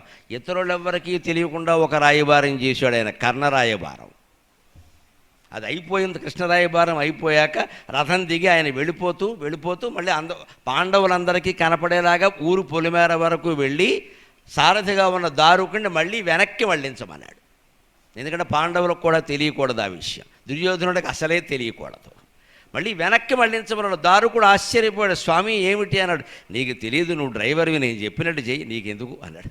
అని వెనక్కి వెళ్ళిన తర్వాత కర్ణుడు మందిరానికి పోనిమ్మన్నాడు. కర్ణుడు అక్కడ 1 గంట సేపు బతిమాలే ప్రయత్నం చేశాడు, కాస్త బెదిరించే ప్రయత్నం కూడా చేశాడు. అది కూడా విఫలమైంది. కర్ణుడు ఆయన మాటలు వినయంగానే తిరస్కరించాడు. నువ్వు దేవుడు అని నాకు తెలుసు, పాండవులు నెగ్గుతారని తెలుసు, మేము ఓడిపోతామని తెలుసు, అయినా కృష్ణ నన్ను మన్నించు, నేను స్నేహధర్మానికి కట్టుబడి ఉన్నాను అన్నాడు ఖచ్చితంగా. ఎందుకంటే 2000 ఇవ్వగానే ఓటు మార్చేసే రకం కాదు ఆయన. వీళ్ళు 2000 ఇచ్చారు, వాళ్ళు 3000 ఇచ్చారు కదా, ఎక్కువ ఇచ్చినట్టుగా వేసేద్దాం అనుకునే రకం కాదు కర్ణుడు. స్నేహధర్మానికి కట్టుబడి ఉన్నాడు. 2000 కాదు, 2000 కోట్లు ఇస్తానన్నా సరే, సామ్రాజ్యం మొత్తాన్ని నీకు ఇస్తాను అన్నా సరే, ఏమి అర్జునుడు రథాలు దోల్తాడయ్యా నీ ముందు కూర్చుని, భీమసేనుడు అంగరక్షకుడుగా ఉంటాడు నీకు, అభిమన్యుడు నీ ఒళ్ళో కూర్చుంటాడయ్యా అంటే ఎంత వైభవం అంటే ఎంత వైభవం. అంతటి వైభవాన్ని చూపించినా సరే ప్రలోభాలకి లొంగకుండా మిత్రధర్మానికి కట్టుబడి ఉన్నాడు కర్ణుడు. నిజంగా ఎంత గొప్ప వ్యక్తి, చరిత్రలో మిగిలిపోయాడు అలాగా. ఇప్పటికీ స్నేహితుడు అంటే కర్ణుడే. దుర్యోధనునికి అతని పట్ల అంత కృతజ్ఞత ఏమీ లేదు, కర్ణుడికే ఎక్కువ కృతజ్ఞత ఉంది నిజం చెప్పాలంటే. దుర్యోధనుడికి అంత కృతజ్ఞత ఇలా మొదట్లో ఊరికే రాజ్యం ఇవ్వడం అంతవరకే, తర్వాత ఏం చేసేయలేదు అక్కడ. తర్వాత అంతా కర్ణుడే చేశాడు. ఆయన గురించి చెడ్డ పనులు కూడా సమర్థించాడు. ఆయనకి ఇష్టం లేకపోయినా ద్రౌపదిని అనకూడని మాటలు అన్నాడు, దుర్యోధనుడు సంతోషిస్తాడని. దాన్ని బట్టే మనం నేర్చుకోవాలి భారతం నుంచి. మిత్రధర్మానికి కట్టుబడి ఉండడం మంచిదే, కానీ దుర్యోధనుడు లాంటి మిత్రుడిని పొందకూడదు. స్నేహధర్మం గొప్పదే ఉండొచ్చు, కానీ దుర్యోధనుడు మిత్రుడైతే అలాగా. ధర్మరాజు కృష్ణుడో మిత్రుడైతే అది వేరే విషయం, కానీ శ్రీరాముడు దుర్యోధనుడు మిత్రుడైతే అలా కట్టుబడి ఉన్నది ఏమైంది, వాడు నాశనం అయ్యాడు, వీడిని నాశనం చేశాడు. అంచేత కేవలం సఫలమైన స్నేహం అనగానే సరిపోలేదండి, సుఫలం కావాలి కూడా. భారతంలో 3 రకాల స్నేహాలు ఉంటాయి: విఫల స్నేహం, సఫల స్నేహం, సుఫల స్నేహం. ద్రౌపదుడు ద్రోణాచార్యుడు స్నేహం చేశారు, ఇద్దరు కలిసి చదువుకున్నారు, ద్రౌపదుడు ద్రోణాచార్యుడు. అది విఫల స్నేహం. ఎందుకంటే ఈయన తర్వాత వెళ్ళి 2 ఆవులు అడిగితే, నువ్వెవడు నాతో చదువుకో, బోడి బ్రాహ్మడు, నువ్వెంత, నీ బతుకెంత, నువ్వు నాతో చదువుకున్నానని చెబుతున్నావు, నేను పెద్ద మహారాజుని అని అహంకరించి మాట్లాడాడు. ఎందుకంటే విఫల స్నేహం. అది సఫల స్నేహం అంటే కర్ణ దుర్యోధనుల స్నేహం. అది జీవితాంతం వాళ్ళు అంకితమై ఉన్నారు ఒకరికొకరు, బాగానే ఉంది, కానీ దానివల్ల లోకానికి మేలు జరగకపోగా కీడు జరిగింది. అంచేత ఆ స్నేహం సఫలమైతే కావచ్చు, కానీ మంచి స్నేహం కాదు. సఫలంతో పాటు సుఫలం కూడా అయిన స్నేహం కృష్ణార్జునుల స్నేహం. అదే లోకానికి మేలు చేసింది ఖచ్చితంగా. మనం కృష్ణార్జునుల స్నేహం లాంటి స్నేహం చేయాలి. వాళ్ళు స్నేహంగా ఉండమే కాకుండా కృష్ణార్జునుల స్నేహం కారణంగానే లోకానికి భగవద్గీత దక్కింది. లేకపోతే ఎవడో చెప్తాడు భగవద్గీత? అర్జునుడు అడగబట్టే కృష్ణుడు చెప్పాడు. అర్జునుడిని గెలిపించే ప్రయత్నం చేశాడు, ధర్మాన్ని గెలిపించే ప్రయత్నం చేశాడు. అందుకని దాన్ని మనం గ్రహించాము అంటే శ్రీకృష్ణ పరమాత్మ అంతటి వాడు కూడా కృష్ణరాయవారంలో, కురుక్షేత్ర రాయవారం విఫలమైనా సరే బాధపడలేదు. కాబట్టి మనం తలపెట్టినటువంటి ఏదన్నా సేవా కార్యక్రమం కానీ ఇంకోటి కానీ మన హయాములో మనం ప్రెసిడెంట్గా ఉండగా నెరవేరకపోతే బాధపడాల్సిన అవసరం లేదు. తర్వాత వారు దాన్ని కొనసాగిస్తారు ఖచ్చితంగా. అప్పుడు మంచి నాయకుడుగా మనం మనశ్శాంతిగా ఆనందంగా ఉండగలుగుతాం. ఇది మనం నేర్చుకోవాలి. ఎందుకు ఈ అహంభావం మనస్సులో ప్రవేశిస్తూ ఉంటుందో, అది ప్రవేశించకుండా చూసుకుంటే ఎంత సుఖంగా ఉంటామో ఒక్కసారి పరిశీలన చేద్దాం. అహంభావం, నేను అనే భావన కొంచెం చిన్న తేడా గమనించండి. అహంభావం వేరు, అహంకారం వేరు. మాటలో ఉండే తేడా. అహంభావం వేరు, అహంకారం వేరు. అహంకారం అంటే గర్వం, అహంభావం అంటే నేను చేస్తున్నాను అనే భావన. అది గర్వం కాదు, అది ఉంటుంది, ప్రతివారికి ఉంటుంది. చేస్తున్నానని ఉండకపోతే అలాగే. కానీ చేస్తున్నది నేను అనే భావన ప్రవేశించగానే దీనివల్ల నాకేదో దక్కాలి అని ఒకటి వచ్చేస్తుంది వెంటనే. అందువల్ల అహంభావం ప్రమాదం అవుతుంది. లేదా అహంకార స్థాయికి వెళ్లకుండా అహం అనే దగ్గరే ఆగిపోతే అదంత ప్రమాదం కాదు, కానీ అది ఆగదు. నృత్యంబాడు తరంగమును శరనిధిన్ నృత్యానకుం సాక్షిగా సత్యానంతమహాప్తి నిర్మలముగా సగన్వలెన్గాని తానత్యాశక్తిని చూప లేచిపడునాయా సంబులం దప్పునే సత్యజ్వాలను ధూమబంధనములాచ్ఛాదించి ఛేదింపుమీ. సాగరఘోష కావ్యంలో అహంభావాన్ని గురించి నేను రాసినటువంటి పద్యం ఇది. లయన్స్ క్లబ్ వారు నాకు మిత్రులు కాబట్టి ఒక్క మాట ఆనందంగా ఈరోజు చెబుతున్నాను. నేను సాగరఘోష కావ్యం నేను 20 ఏళ్ల క్రితం రాస్తే ఇప్పటికది తెలుగులో ఉన్న కావ్యం హిందీలోకి అనువాదమైంది, ఇంగ్లీష్లోకి 2 సార్లు అనువాదమైంది. నిన్ననే కన్నడంలో కూడా అనువాదమై కన్నడ సాగరఘోష వచ్చింది. ఇప్పటికి భారతదేశంలో ఉండే 3 భాషల్లోకి 4 సార్లు అనువాదమై విజయవంతంగా దాని ప్రయాణం అది చేస్తుంది. అది మానవ జాతిని ఉద్ధరించడం కోసం మన భావాలన్నీ జోడించి శంకరాచార్య స్వామికి అంకితంగా రచించినటువంటి కావ్యం కాబట్టి అందులో ఈ పద్యం. నృత్యంబాడు తరంగములు శరనిధిన్. మన మనస్సులో ఉండే అహంభావాన్ని పోగొట్టుకుని ఆనందంగా ఉండాలంటే ఈ ఆలోచన చేయాలి. సముద్రాన్ని చూస్తున్నాం మనం. సముద్ర తీరానికి వెళ్ళినప్పుడు ఊరికే తీరం దగ్గర బీచ్ దగ్గర కూర్చుని మిరపకాయ బజ్జీలు తినడము, ఆ బండ్లన్నీ చూస్తూ కూర్చోవడం, వచ్చిపోయే వాళ్ళతో సెల్ఫీలు దిగడం అది కాదండి.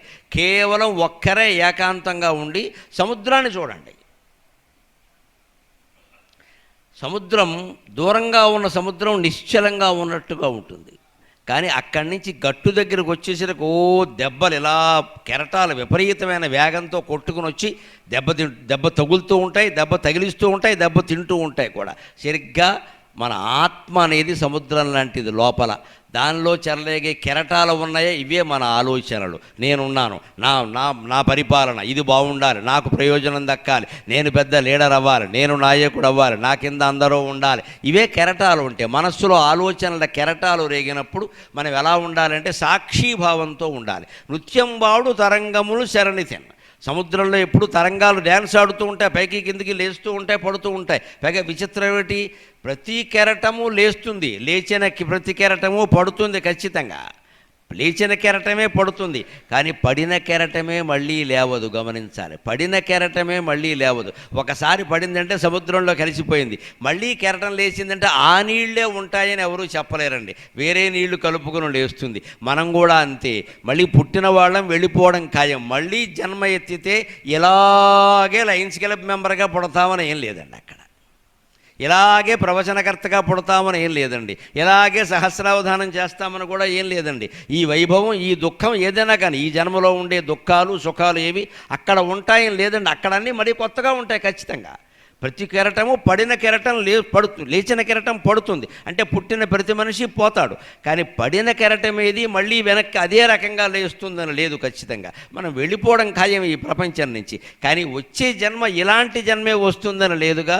ఇప్పుడు ఏదో అదృష్టవశాత్తు మనుషులుగా పుట్టాం, అన్నానికి వస్త్రానికి లోటు లేని కుటుంబంలో పుట్టాం. ఎంత అదృష్టం అండి. ఆ అన్న వస్త్రాలు లేక ఎంతమంది బాధపడుతున్నారు లోకంలో. వాళ్ళకే కదా మీరందరూ సేవలు చేస్తూ ఉన్నది. మనం ఇప్పుడు సేవ చేసే స్థాయిలో ఉన్నాం, చెయ్యి చాపే స్థాయిలో మనం లేవు కదా. వచ్చేటప్పుడు ఇదే లయన్స్ క్లబ్ ఆయన వెళ్ళి అక్కడ మళ్ళీ చెయ్యి చాపే స్థాయిలో పుడితే అంతకంటే దౌర్భాగ్యం ఉందా? అందుకని మళ్ళీ మనం సింహాలుగానే జన్మించాలి, ఎప్పటికీ సేవ చేసేవాళ్ళుగానే ఉండాలి. అంటే ఈ జరుగుతున్న సేవకి సాక్షిగా ఉండాలి. సింహాలుగానే బతకాలి. ఎన్ని జన్మలెత్తినా సింహాలుగానే ఉంటాం. కుక్కల్లాగా నక్కల్లాగా ఉండాల్సిన అవసరం మనకేం లేదు. అలా ఉండాలి అంటే ఈ జన్మలో సింహసంఘ సభ్యులమై చేస్తున్న సేవ ఏమీ ఆశించకుండా సింహంలాగే నాతో పాటు 10 మంది బాగుండాలి. నేను సంపాదించుకోగలను కాబట్టి సంపాదించుకుంటున్నా. అందరూ సంపాదించలేరు కదా, నేను చేసుకుంటున్నా. కానీ సంపాదించిందంతా నేనే అనుభవించాలని ఏం లేదు. ఏ చెట్టైనా తాను కాచిన పళ్ళన్నీ తాను తినేసిందా? ఏ నదైనా తన ద్వారా ప్రవహించే నీళ్ళన్నీ తను దాగేసిందా? ఏ సూర్యుడైనా తన వెలుగులన్నీ తానే వెనక్కి తీసుకున్నాడా? ఈ చందమామైనా ఎప్పుడైనా తన చల్లని వెలుగుల్ని వెనక్కి తీసుకుందా?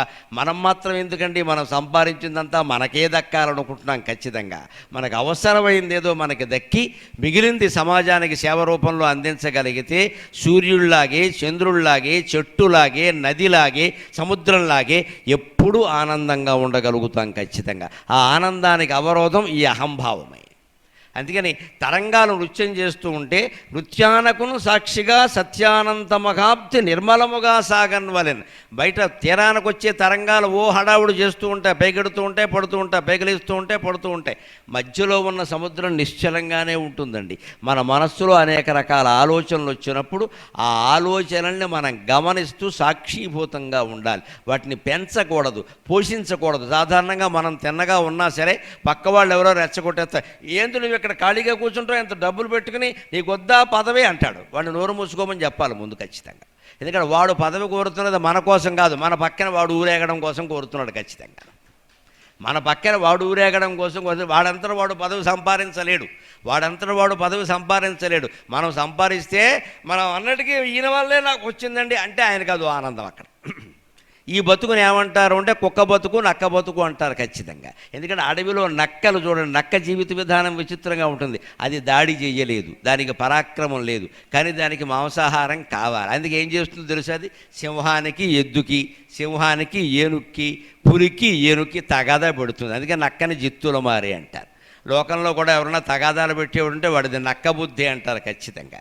ఏ సింహం బుద్ధి అని ఎందుకనరండి? నక్కకి మాంసం కావాలి, ఆహారం కావాలి, సంపాదించుకునే ఓపిక లేదు. అందుకని అదేం చేస్తుంది, సింహానికి పులికి, పులికి ఏనుక్కి, ఏనుక్కి సింహానికి తగాదాలు పెట్టేసి ఈ సింహం వెళ్ళి ఎద్దునో ఏనుగునో పులునో చంపేశాక అదేదో కొంత మాంసం తిని వెళ్ళిపోతే మిగిలిన మాంసాన్ని ఇది తింటుంది ఖచ్చితంగా. అలాగే మన దగ్గర కూడా లోకంలో మన అనుయాయులు అనుచరులు పేరు మీద అన్నా ఏంటన్నా ఎంతకాలం ఇలా ఉంటావన్నా, నువ్వు సింహాసనం మీద ఉంటే చూడాలని ఉందన్నా అని పెద్ద నాటకాల డైలాగులు మొదలవుతుంటాయి ఇక్కడ. అసలు నా జీవిత ఆనందం ఏంటంటే నీ కళ్ళల్లో ఆనందాన్ని చూడటమే అనేవాళ్ళు కూడా తయారయ్యారు ఇక్కడ. వీడి కళ్ళల్లో ఆనందం వాడు చూడటం ఏంటండి? అందుకోసం మర్డర్లు చేస్తారా? ఎవడి కళ్ళల్లో ఆనందమో చూడటం కోసం మర్డర్లు చేస్తామా? ఇప్పుడు ఇద్దరు కలిసి జైల్లో ఉన్నారు, వీళ్ళిద్దరి కళ్ళల్లో ఆనందం ఆ జైలు సూపర్నెంట్ చూస్తున్నాడు అక్కడ.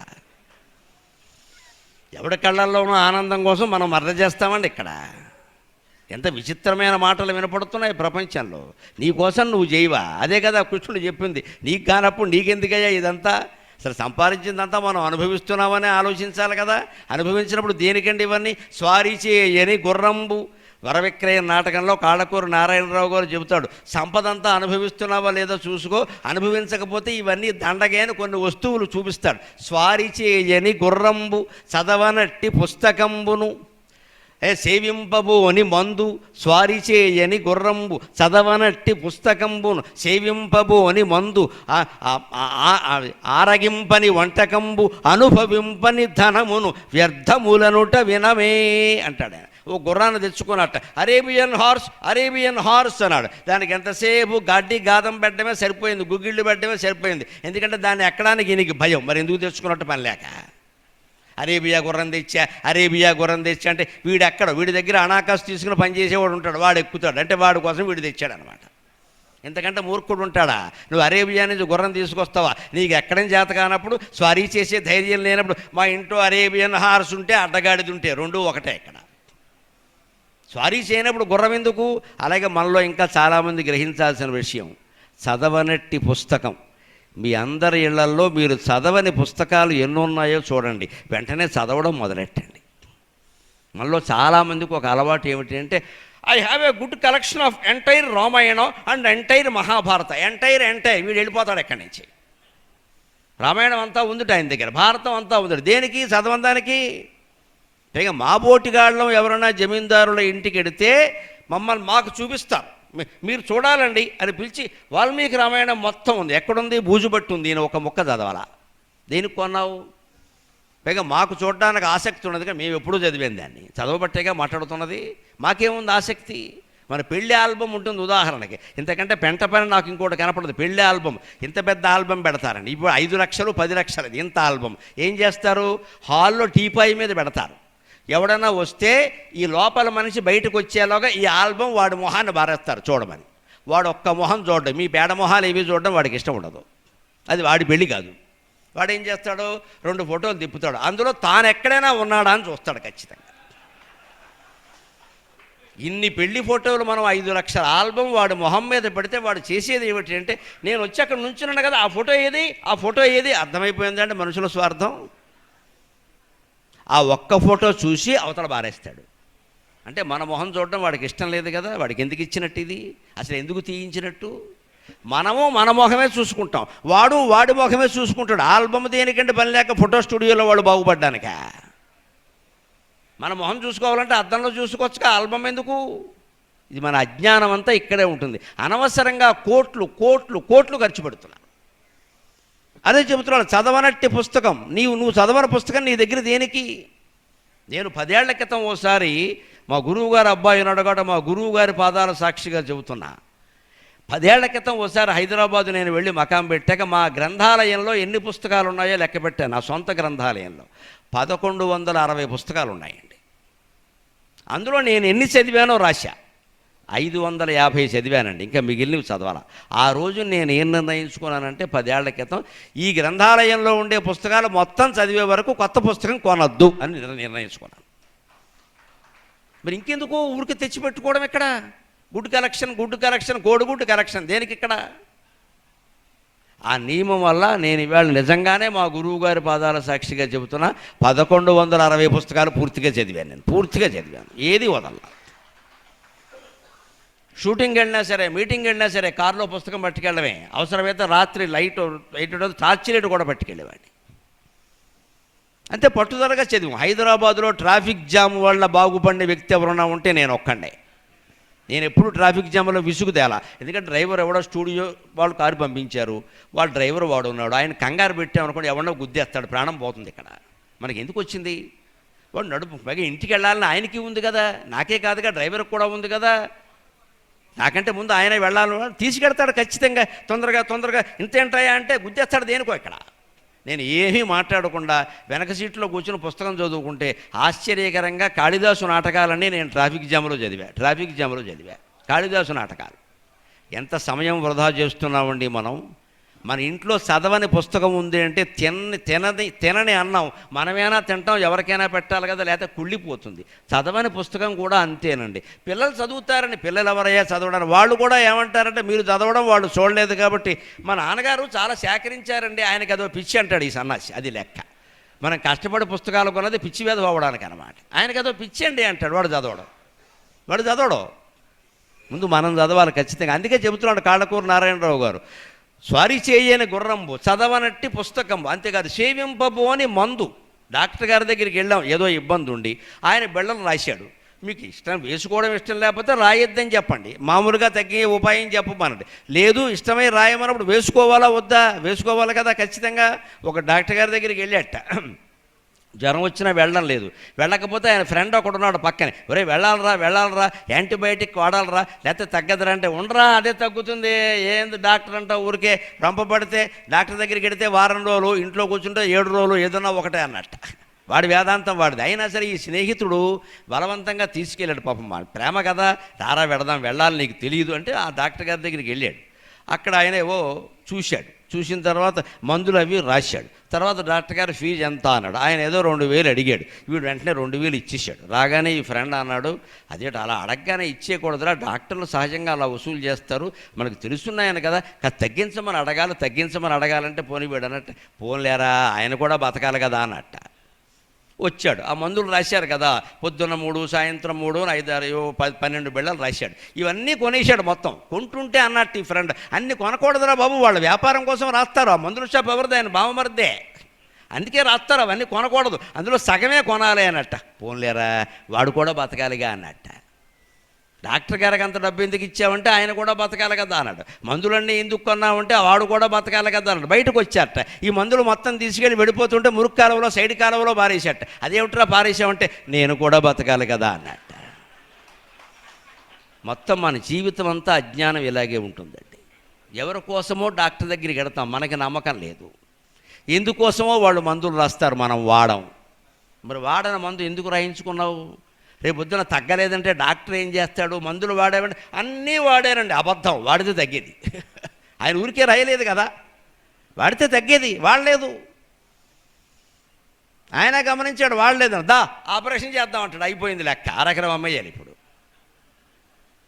మందులు వాడుంటే ఈ పరిస్థితి వచ్చేది కాదు. అందుకని చెబుతున్నాడు, నువ్వు స్వారీ చెయ్యని గుర్రం, చదవని పుస్తకం, వేసుకొని మందు బిళ్ళ, నీ దగ్గర దేనికి పని లేక, అలాగే ఆరగింపని వంటకం, ఇంట్లో వంట చేసాం, ఏదో అల్పాహారం అది ఎవరు తినాలి కదా, మనమైనా తినాలి, ఎవరికైనా పెట్టాలి, లేదా పాడైపోతుంది. అలాగే అనుభవింపని సంపద కూడా. నాకు ఇన్ని ఎకరాల పొలం ఉంది, నాకు ఇన్ని ఖాళీ స్థలాలు ఉన్నాయి, కోనసీమలో స్థలం ఉంది, కాకినాడలో స్థలం ఉంది, హైదరాబాదులో 3 స్థలాలు ఉన్నాయి, మా వాడు అమెరికాలో కూడా కొన్నాడు, ఏమీ లేదు. పోతే 6 అడుగులు చాలు, నిలబడి నేల మీద ఉంటే 2 అడుగులే చాలు, ఇంతకంటే మనకు అక్కర్లేదు స్థలాలు. నిలబడితే 2 అడుగులు, పోతే 6 అడుగులు, అంతకుమించి ఎవడికి ఎక్కల. 6 అడుగులు పొడుగు, పోతే చాలు పడుకుంటే. నిలబడ్డాం అనుకోండి, ఎప్పుడు 2 కాళ్ళే కదా ఉన్నవి, కింద పెట్టాం 2 అడుగులే నిలబడ్డామండి, అంతకంటే ఎక్కడ నిలబడ్డాం, ఈ అడుగు పక్కకి వేసామంటే పక్కకి వెళ్ళిపోయింది వెంటనే. దీనికోసం నేలకు అన్ని ఉన్నాయి ఇన్ని ఉన్నాయంటే మనం అనుభవించట్లా, ఎప్పుడు వెళ్ళి చూసుకోవాలా, జాగ్రత్త పడాలా. చూడ్డానికో మనిషిని పెట్టాం, వాడెవడకో మొత్తం బినామీ కింద అమ్మేస్తాడు, రేపు పొద్దున అనుమానం వెళ్ళా అన్నీ మార్చేస్తాడు. ఇవాళ మొత్తం డిజిటలైజేషన్ వచ్చిన తర్వాత ఏం జరుగుతుందో తెలియట్లా. అంచేత అనుభవించని సంపద ఇవన్నీ దండగే అన్నాడు. వీటి నుంచే మనం కాపాడుకోవాలి అంటే, ఇందాక సముద్రము కెరటాలు చెప్పినట్టుగా మనస్సు కెరటాలనే ఆలోచనల్ని పైకి కిందికి ఓహో ఎగదీసి దిగదీసి చేస్తుంటే మనం సాక్షీభూతంగా ఉండాలి. ఉండగలిగితే సత్యజ్వాలను ధూమబంధనములు ఆచ్ఛాదించి ఛేదింపుమి. లోపల ఆత్మ అనేటువంటి సత్యం జ్వాల రూపంలో వెలుగుతూ ఉంటుంది ఖచ్చితంగా. జ్వాలమాలాకులం భాతి విశ్వస్యాయత నమ్మకతు సంతతకం శిలాభిస్తులంబత్యాకోశ సన్నిభం అని మంత్రపుష్పంలో చెబుతారు. అలాగే లోపల ఒక జ్వాల ఎప్పుడూ వెలుగుతూ ఉంటుంది. ఆ జ్వాల ఓం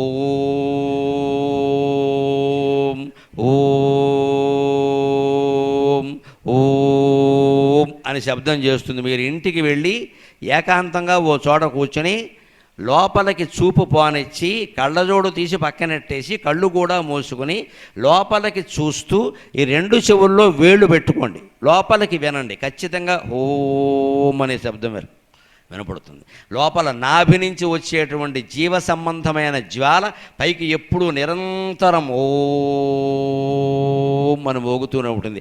అది ఎవరు ప్రశాంతంగా వినగలుగుతారో వారు ఆత్మసాక్షాత్కారాన్ని పొందగలుగుతారు ఖచ్చితంగా.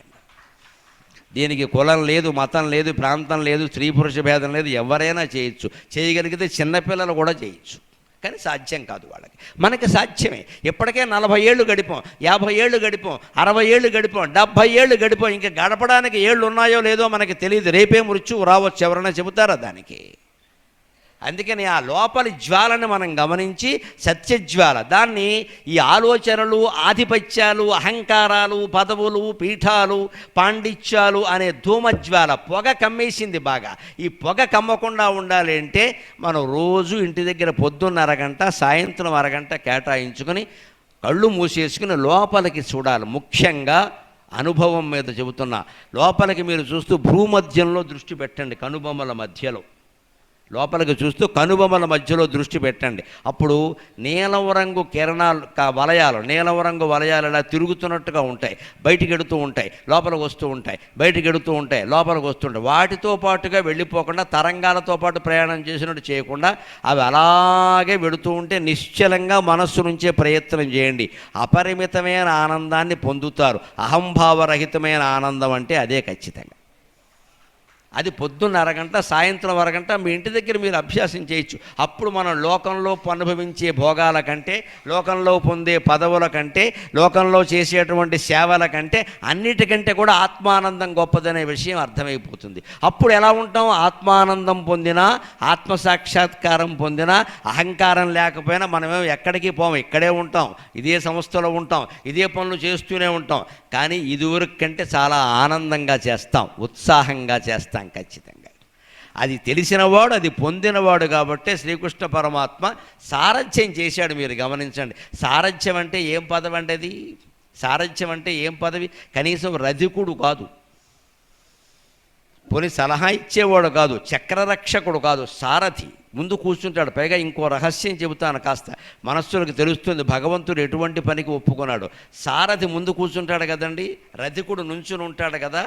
రైట్ టర్న్, లెఫ్ట్ టర్న్ చెప్పాలంటే ఏం చేయాలో తెలుసా? అప్పట్లో ఏం చేసేవారో చెప్పకూడదండి, చెబితే వినే సమయం ఉండదండి. అక్కడ అర్జునుడు రధికుడుగా ఉన్నాడు, ఎదురుగా కర్ణుడో మరో అశ్వత్థామో ఉన్నాడు. కృష్ణుడు సారథ్యం చేసి, కృష్ణ రైట్ తీసుకో అని చెప్పాలి. మాట చెప్పడానికి ఉండదండి. ఏం చేసేవారో తెలుసా? ఆశ్చర్యం వ్యాసభారతంలో ఉంటుంది. కుడికాలతో తంతారండి సారథిని, రైట్ తీసుకొని అర్థం అండి. ఎడంకాలతో తంతే ఎడంవైపు తీసుకోమని అర్థం అండి. ఈ అర్జునుడి తన్నులన్నీ పడ్డాడు. కృష్ణ పరమాత్మ ఆయన సారథ్యాన్ని చేశాడు. దేవుడి కంటే మనం గొప్పవాళ్ళమా? దేవుడి కంటే మనం గొప్పవాళ్ళమా? ఆయన ఏమనుకున్నాడు? తన్నేవాడు అర్జునుడు, మా చెల్లెలు మొగుడు, నన్ను దానడం ఏంటి, ఇంటికి వెళ్ళాక వీడి సంగతి చెబుతా అనుకోలేదు ఆయన. నేను సారథి పనికి ఒప్పుకున్నా, దీని పద్ధతి ఇంతే, ఇది ఇలాగే చెయ్యాలి అని ఒప్పుకొని చేశాడు ఆయన. అంటే జీవితంలో మంచి పని చెడ్డ పని అని ఉంటాయి, కానీ ఎక్కువ పని తక్కువ పని ఉండవండి. ఏ పనిని అలా మనం విభాగం చేయకూడదు. లోకం మొత్తం అక్కడే చెడిపోతుంది. ఎక్కువ పని తక్కువ పని, గొప్ప పని తక్కువ పని అలా ఉండవండి. ఎక్కడ విభాగం? మంచి పని చెడ్డ పనే ఉంటాయి. ఎవరికైనా కడుపు నింపడం మంచి పని, ఎవడు జేబైనా కొట్టేయడం చెడ్డ పని, అంతే. ఇది గొప్ప పని, ఇది తక్కువ పని అని ఎలా నిర్ణయం చేస్తారు? ఏది గొప్ప పని? అయితే కృష్ణ పరమాత్మ గొప్ప పనే చేసేవాడు కదా, తక్కువ పని ఎందుకు చేశాడు? ఆయన ఏమనుకున్నాడు? యుద్ధం చేయడం పాండవుల బాధ్యత, వారికి మంచి సలహాలు ఇచ్చి రథాన్ని నడిపించడం నా బాధ్యత, ఒప్పుకున్నాక చెయ్యాలండి అని చేశాడు ఆయన. ఈ కాలి తాపులు చేతి తోపులు పడి చేశారండి. ఒకసారి కోపం, ఏంటో ఏం చేస్తున్నావు అక్కడ అంటాడు. కోపం వస్తే అంటాడు రథికుడు, ఎందుకంటే బాణాలు ఒళ్ళు మండిపోతూ ఉంటుంది వాడికి, అవన్నీ పడ్డాడు. ఈయనకి చెప్పి కొన్ని చేశాడు అర్జునుడు, చెప్పకుండా కొన్ని చేశాడు. అభిమన్యుడు చనిపోయాడని తెలియగానే అభిమన్యుడు చావుకు కారణమైన వాళ్ళందరినీ రేపు సాయంత్రంలోగా చంపేస్తా, లేకపోతే అగ్ని ప్రవేశం చేస్తా. రెండోదో తేలిక. హత్య కంటే ఆత్మహత్య తేలిక. ఎవరినో హత్య చేద్దామని ప్రతిజ్ఞ చేస్తా, అదంత తేలికైన విషయం కాదు. వాడు దొరకాలగా. వాడు అమెరికాలో ఉంటే హత్య ఎలా చేస్తావు? వాడు ఒకవాడు ఊళ్ళో ఉన్నా ఇంట్లో ఉండాలిగా, మరి వెళ్ళాక దొరకాలిగా. అసలు మన చేతిలో కత్తి నిలబడాలిగా, అది తీసుకుని వాడేమన్నా పొడుస్తాడేమో. హత్య చేయాలంటే చాలా ధైర్యం ఉండాలి. ఆత్మహత్యకి ధైర్యం ఎందుకంటే ఈ పిరికితనం ఉంటే చాలు, ఎవడో లేకుండా వేసేసుకోవడమే. అందుకని అర్జునుడు వారు ప్రతిజ్ఞ చేశాడు, నేను ఎన్ని లక్షల మందినైనా చంపేస్తా. అంటే మన్నాడు ఏం జరిగిందో తెలుసా? సైంధవుడు చావకుండా దుర్యోధనుడు 2 లక్షల మందిని అడ్డం పెట్టాడు. వాడేం తక్కువవాడా? వాడి ఆశ ఏమిటి? సైంధవుడు ఉంటాడా పోతాడా వాడికి అనవసరం. సైంధవుడి పేర 20 lakhs LIC చేసేసాడు వాడు, వాడి చెల్లెలకి ఏం లోటు లేకుండా. దాని గురించి ఆలోచించాలా. సైంధవుడు చావకుండా ఉంటే అర్జునుడు అగ్ని ప్రవేశం చేస్తాడో యుద్ధం క్లోజ్. అది లెక్క వాడికి. అంత దుర్మార్గుడు వాడు. వాడు బావగారు బతుకుండడం ముఖ్యం కాదు ఇక్కడ. బావగారు బతుకుండడం కంటే అర్జునుడు చావడం ముఖ్యం వాడికి. అందుకని 2 లక్షల మందిని పెట్టాడు. ఆలోచించాలా వద్దా? సాయంత్రంలోగా చంపేస్తానంటే ఊరికే తోటకూర తరిగినా, బీరకాయలు తరిగినా, కీరా దోసకాయ తరిగినా 2 లక్షల మందిని తరగాలంటే కొంత సమయం పట్టదా? ఉన్నది 12 గంటల సమయం. మధ్యాహ్నం భోజనం చేయాలా వద్దా? టీ బ్రేకు, లంచ్ బ్రేక్ ఉంటాయి కదా. ఈ ఉన్న 7-8 గంటల సమయంలో 2 లక్షల మందిని ఎలా చంపుతారండి? ముందు వెనక ఆలోచించకుండా కొడుకు పోయిన దుఃఖంలో ఆవేశంతో చేశాడు. కానీ సారథి బాధ్యత ఒప్పుకున్నందుకు కృష్ణ పరమాత్మ దానికి ఉపాయం ఆలోచించి సాయంత్రం 5:30 కాగానే సూర్యుడు ఇంకా అస్తమించకుండానే చక్రాన్ని తీసి అడ్డుపెట్టి సూర్యకాంతి కనపడకుండా చేసి సూర్యుడు అస్తమించాడనే భావన సైంధవుడికి కలిగించాడు. వాడు వెంటనే నేను బతికా అర్జునుడు అగ్ని ప్రవేశం, మీడియా వాళ్ళందరినీ పిలవండి అన్నారు. అని సైంధవుడు పైకి రాగానే కృష్ణ పరమాత్మ ఒక గిల్లి మోకాల మీద వేసేయి అన్నాడు. ఈ అర్జునుడు ఎంత అమాయకుడు అంటే, బావా నేను ఓడిపోయా, సూర్యాస్తమయం, ముందు వేసేవయ్యా తర్వాత చూద్దాం, నీకేం తెలియదు ముందు వేసే అన్నాడు. వేసేశాక వాడు తలకాయ ఎగిరిపోయిన తర్వాత అప్పుడు చక్రం అడ్డు తీశాడు. సూర్యుడు బ్రహ్మాండంగా వెలుగొందుతున్నాడు. అందరూ ఆశ్చర్యపోయారు. భగవద్ అనుగ్రహం ఉంటే అలా సాధిస్తాం దేన్నైనా సరే. ఎంత ప్రమాదం నుంచి అయినా మనం బయటపడాలంటే భగవద్భక్తి, జ్ఞానం, వైరాగ్యం ఉండి తీరాలి ఖచ్చితంగా. ఏ దేవుణ్ణి నమ్మాం, ఏ రూపాన్ని నమ్మాం, ఏ మతంలో ఉన్నాం అనేది కూడా ప్రధానమైన విషయం కాదండి. ఏ మతంలో ఉన్నా సరే ఆయా దేవతలనే నమ్మచ్చండి. ఇతర మతాలు ఏమైనా తక్కువ? ఏ మతమైనా ఒకటే. అన్ని మతాలు దేవుణ్ణి నమ్మమనే చెబుతున్నాయి కదా, అంతా దేవుడనే చెబుతున్నాయి. ఏ మతం వారు ఆ మతాన్ని అనుసరించవచ్చు ఖచ్చితంగా, కానీ చిత్తశుద్ధిగా అనుసరించి తీరాలి. అప్పుడు మనం ఈ లోపల వెలుగుతున్న జ్వాలలాగా సాక్షిగా ఉండి దేన్నైనా సాధించగలుగుతాం. ఇంకో మాట, సాధారణంగా ఇటువంటి సేవా సంస్థల్లో వచ్చేది ఏమిటో తెలుసా? నేను చాలా కష్టపడ్డానండి, నాకేం గుర్తింపు లేదండి, బాబోయ్ ఎంత సేవ చేసామో, 20 ఏళ్ళుగా ఉన్నానండి అంటాం. దానికి ఉదాహరణ ఏమిటో తెలుసా? ఈ గడియారాన్ని చూడండి ఒకసారి, ఎంత తృప్తి కలుగుతుందో చూస్తే. ఇందులో 3 ముళ్ళు ఉంటాయి, గంటల ముళ్ళు, నిమిషాల ముళ్ళు, సెకండ్ల ముళ్ళు. కానీ పెద్దమాయ ఏమిటంటే, గంటకొకసారియే కాని కదలదొకటి, తిరుగులేకుండా రేబవల్ తిరుగునొకటి, గంటకొకసారియే కాని కదలదొకటి. తిరుగులేకుండా రేబవల్ తిరుగునొకటి, కాని గంటల ముల్లునే కంతురెప్పుడు, కాని గంటల ముల్లునే కంతురెప్పుడు. శ్రమకు గుర్తింపు లేదుగా జగతియందు. గడియారాన్ని చూసినా అర్థమైపోతుంది జీవితం అంతా అనుమానమేలా. గడియారంలో గంటల ముళ్ళు ఉంది, అది గంటకోసారి కదులుతుంది. పరమ బద్ధకిష్టం, ఇంత బద్ధకమైన మనిషి ఇంకోటి ఉండడు. సెకండ్ల ముళ్ళు ఉంటుంది, అది ఎలా తిరుగుతూనే ఉంటుంది. 24 గంటలు మనం పడుకున్నా సరే తిరుగుతూ ఉంటుంది. కానీ టైం ఎంత అయింది అంటే 8 గంటలు అన్నాం. సెకండ్ల ముళ్ళు ఎవరికి ఇచ్చావు? కష్టపడి పనిచేసింది కదా, తిరిగింది కదా. ఎవడు సెకండ్లు చెప్పడు. ఒలింపిక్ గేమ్స్లో చెబుతారు అంతే, ఇంకెక్కడ చెప్పరు. మహా అయితే నిమిషాలు చెప్తారు, 8 గంటలు 5 నిమిషాలు అయిందంటారు. గంటల ముళ్ళు చెప్తారు, నిమిషాల ముళ్ళైనా చెప్తారు, కానీ సెకండ్ల ముళ్ళు ఎవరూ చెప్పరే. మరి గంటల ముళ్ళు ఎక్కువ కష్టపడలేదు, గంటకోసారి కదిలింది. నిమిషాల ముళ్ళు కూడా ఎక్కువ కష్టపడలే, నిమిషానికి ఒకసారి కదిలింది. మరి నిమిషాలు లేకుండా, గంటలు లేకుండా, రాత్రి లేకుండా, పగలు లేకుండా, కీ ఇచ్చినా ఇవ్వకపోయినా, బ్యాటరీ మార్చకపోయినా సరే అలాగే తిరిగిన సెకండ్ల ముళ్ళు గుర్తింపు వచ్చిందా? కానీ తిరగడంలోనే దానికి ఆనందం ఉంది, గుర్తింపులో కాదు. అది మనం గుర్తుంచుకోవాలి ఖచ్చితంగా. సేవ చేయడంలోనే ఆనందం, ఎవరో పిలిచి మెచ్చుకోవడంలో కాదు. మనం సేవ చేస్తున్నామన్న భావం మనకు తెలుసు. నన్ను ఎవడూ గుర్తించలేదు, ఇన్ని సెకండ్లు అయ్యాయని ఎవడూ చెప్పలేదని సెకండ్ల ముళ్ళు తిరగడం మానేసిందా? తిరుగుతూనే ఉంది కదా. అందుకే ఏ సంస్థలో మనకి ఏ బాధ్యత అప్పగించినా, ప్రెసిడెంట్ పదవి అప్పగించినా, ప్యూను బాధ్యత అప్పగించినా, మన బాధ్యత ఏదో మనం సక్రమంగా చేస్తే భగవంతుడు అన్ని విధాలా మనకి న్యాయం చేస్తాడు, అన్ని విధాలా మనం ఆనందంగానే ఉంటాం.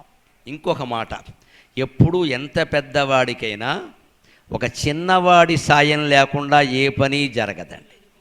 నేను ఇంత పెద్దవాడిని కదా, నాకు చిన్నవాళ్ళు ఎవరూ సాయం చేయక్కల్లా, నేను అసహాయ సూర్యుణ్ణి, నేనే అన్నీ చేసుకుంటా అని కుదరదండి. ఎంతటి వాడికైనా అవసరమే. దీన్నే మన సాహిత్యంలో, భాషలో వడ్ల గింజలో బియ్యపు గింజ అంటారు. ఏమిటా రహస్యం అంటే, వడ్ల గింజలో బియ్యపు గింజ అండి ఏముందంటారు. వడ్ల గింజ బియ్యపు గింజ చూడండి. వడ్ల గింజ బియ్యపు గింజలో రహస్యాన్ని గమనించండి. ఎవరికి ఎవరు సాయం చేస్తున్నారో, ఎంత గొప్ప వాళ్ళకైనా చిన్నవాళ్ళ సాయం ఎలా అవసరమో తెలుస్తుంది. వడ్ల గింజ అంటే అందులో బియ్యపు గింజ ఉంది, లేకపోతే పొల్లు అంటాం మనం. వడ్ల గింజ అనం, గింజ అంటున్నామంటే బియ్యపు గింజ ఉంది కదా. కానీ ఆ బియ్యం తీసి విడిగా నాటితే మొలకెత్తదు. బస్తా బియ్యం తీసుకెళ్ళి కేవలం బియ్యాన్ని పొలంలో జల్లితే ఒక్క మొలక రాదు, అందరికీ తెలుసు. అది వడ్ల గింజగా ఉన్నప్పుడు నాటితేనే వస్తుంది. అలాగని బియ్యాన్ని తీసేసి ఒక్క పైన పొల్లు నాటామనుకోండి, అప్పుడు ఏమీ రాదు. ఈ బియ్యం ఇంత పంట పండాలి అంటే వడ్ల గింజ ఉండాలి. సరిగ్గా భగవంతుడు ఎక్కడ పెట్టాడు కీలకం అంటే, ఆ బియ్యం లోపల గింజ ఉంటుంది కదా, ఆ వడ్ల గింజ ముళ్ళు ఉంటుంది, పైన ఇలా గుచ్చుకున్నట్టుగా ఉంటుందండి. అది అందులో గొప్ప జీవశక్తి ఉందండి. అది సామాన్యమైనది కాదు. ఆ వడ్ల గింజ చివర ములుకులా ఉండే భాగం ఉంటుంది, గుచ్చుకునేది. దాని గురించి వేదంలో చెబుతారు. నీవారశోకవత్ తన్వీ పీతాభాస్వత్యనూపమా తస్యాశిఖాయా మధ్యే పరమాత్మ వ్యవస్థిత. నీవారశోకవత్ అంటే వడ్ల గింజ ముళ్ళు. తన్వీ అతి సూక్ష్మంగా ఉంటుంది మన శరీరంలో కూడా. వడ్ల గింజ అర్థమైనా మన దేహంలో పరమాత్మ ఎక్కడున్నాడో అర్థమవుతుంది. నీవారశోకవత్ తన్వీ పీత భాస్వత్యనూపమా. వడ్ల గింజ ముళ్ళులాగా అతి సూక్ష్మంగా ఉంటుందయా. పీత లేత పసుపు రంగులో ఉంటుందయా. భాస్వతి అణువుపమా అతి సూక్ష్మంగా అణువుతో పోల్చదగినగా ప్రకాశిస్తుందయా. అదే జీవశక్తి అన్నాడు. దానికి ప్రతీకే వడ్ల గింజ ముళ్ళు. ఈ లోపల బియ్యంలో ఉండే జీవశక్తి ఉందే, అది వడ్ల గింజ ముళ్ళు ద్వారా నేలలోకి వెళ్ళి అక్కడ మొలకొస్తుంది. అలాగని బియ్యం గింజ విడిగా నాటితే మొలక రాదు, బియ్యం తీసేసి ఆ పొల్లు నాటినా మొలక రాదు. ఇంత బియ్యానికి, సారవంతమైన బియ్యానికి వడ్ల గింజ ముళ్ళనే ఇంత చిన్న కేంద్ర బిందువు ఆధారమైందా లేదా? అలాగ మనం ఎంత పెద్ద పదవిలో ఉన్నా మనకు చిన్న మనిషి సాయం చాలా అవసరం అవుతుంది. వాడు లేకపోతే ఆ పని నడవదు. అంచేది వాడు భుజం మీద చేసి నువ్వు లేకపోతే ఇది నడవదురా, నువ్వు నా దగ్గర ఉండాలి అని ఖచ్చితంగా ఉండాల్సిందే. మళ్ళీ వాడిని ఎత్తిమి ఎక్కించుకుంటే ప్రమాదం. నువ్వు లేకపోతే నేను లేను, నువ్వు లేకపోతే నేనంటే వాడు ఇంకా ముదిరిపోతాడు ఖచ్చితంగా. కాలేజీకి ప్రిన్సిపాల్ గారు ఉంటారు, ఆయన పక్కనే ప్యూన్ ఉంటాడు ఖచ్చితంగా. ప్యూన్ చేత అన్ని పనులు చేయించుకోవచ్చు. రేపు డిఈఓ గారు వచ్చారనుకోండి, ఎగ్జామ్ ఆర్జేడీ గారు వచ్చారనుకోండి, ప్యూన్ని పిలుస్తారు, రికార్డ్ అంతా తెమ్మంటారు. ఆ రికార్డ్ అంతా ఈయన చూస్తాడు. సాయంత్రానికి ఇన్స్పెక్షన్ పూర్తవుతుంది. అప్పుడు ప్రిన్సిపాల్కి చాలా ఆనందంగా ఉంటుంది, ఎందుకంటే ఏం కొర్రీలు ఏం బెట్లా.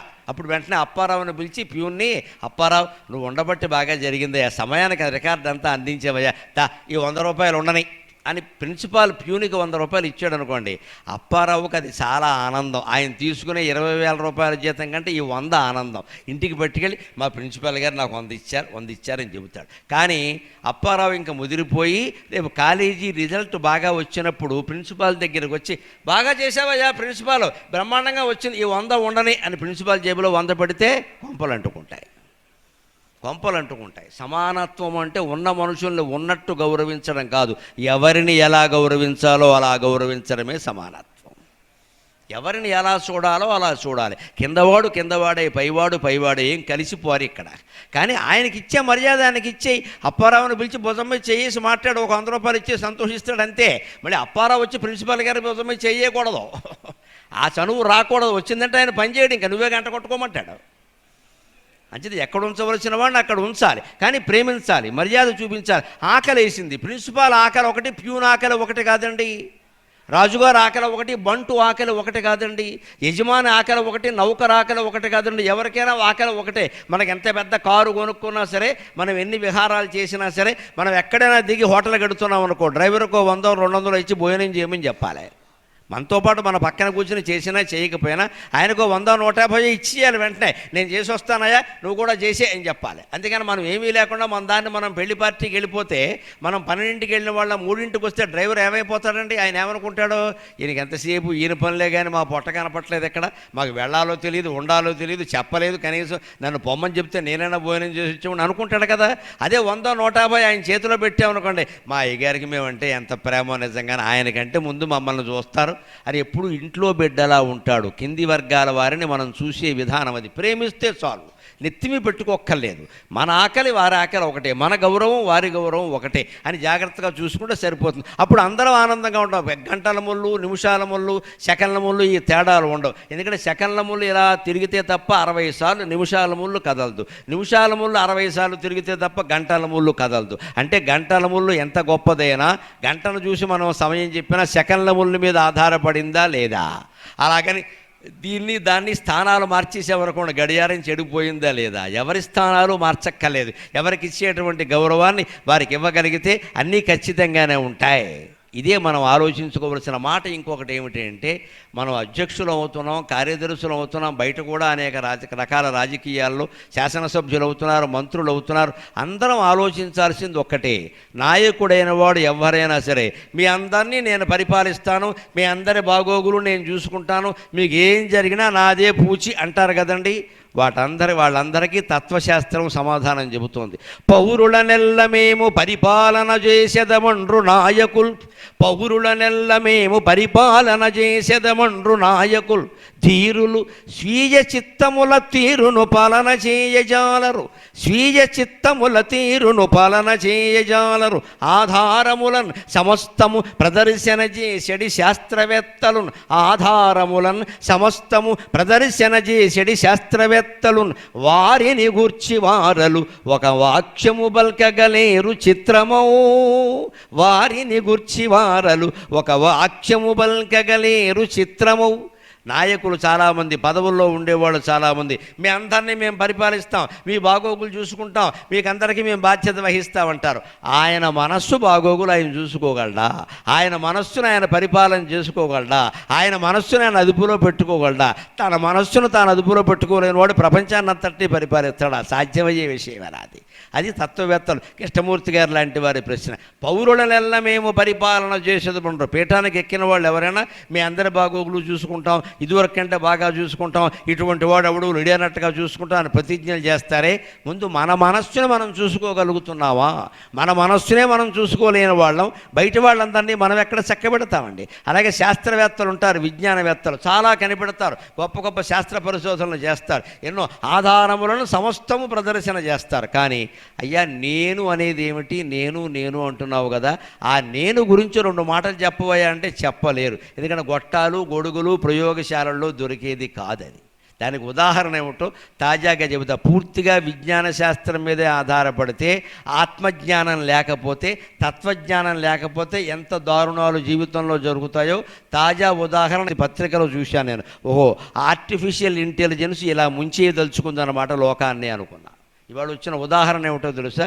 బెల్జియం దేశంలో ఓ పెద్ద మనిషి ఈ కృత్రిమ మేధను ఉపయోగించడానికి బాగా అలవాటు పడ్డాడు ఏడాది నుంచి. దాంతో ఆయన ఆ ఏఐ, ఆ ఆర్టిఫిషియల్ ఇంటెలిజెన్స్లో మాట్లాడే వ్యక్తితో రోజు 3 గంటలు 4 గంటలు చాటింగ్ చేస్తున్నాడు. దానికి ఒక పేరు పెట్టాడు. దాని పేరు ఎలిజీ అని పెట్టాడు. ఏదో స్మృతి గీత అని అంటారు, ఎలిజీ అని ఏదో పేరు, ఆయన సరదా పేరు ఒకటి పెట్టాడు ఎలిజీ. అది ఒక లేడీ క్లోన్తో మాట్లాడుతోంది, ఈయన కూడా మాట్లాడుతున్నాడు సరదాగా. ఇద్దరికీ మధ్య ఒక అనుబంధం ఏర్పడిపోయింది. ఎంత అనుబంధం అంటే వీళ్ళ ఆవిడ అసూయపడేంతగా. అది ఎంత చేస్తే బొమ్మ, అది బొమ్మ, ఆర్టిఫిషియల్ ఇంటెలిజెన్స్, మనిషి కాదు. కానీ అచ్చం స్త్రీలాగే మాట్లాడుతోంది. ఈయన భార్య కంటే కమ్మగా మాట్లాడుతోంది. అందుకని దాంతో చాటింగ్ అలవాటు పడ్డాడు. అలా చేశాడు. ఏడాది నుంచి చేస్తున్నాడు. అలాగా చేశాక ఆయన ఆ మాటలు ఇంకా ఎక్కువయ్యేసరికి ఎప్పుడు ఎక్కువ మాట్లాడితే అనవసరపు మాటలు అబద్ధాలే వస్తాయి ఖచ్చితంగా. ఎప్పుడు మాట్లాడమంటే అరగంటకో గంటకో అది ముగించేసేయాలి. అందుకని ఇంకా అలా పెంచుకుంటూ పోకూడదు. పెంచిన కొద్దీ అబద్ధాలు వస్తాయి. బాగా పెంచేసాడు, విపరీతంగా పెంచేసిన తర్వాత మధ్యలో ఎక్కడో ఈ భూతాపాన్ని గురించిన చర్చ వచ్చింది ఇద్దరి మధ్య.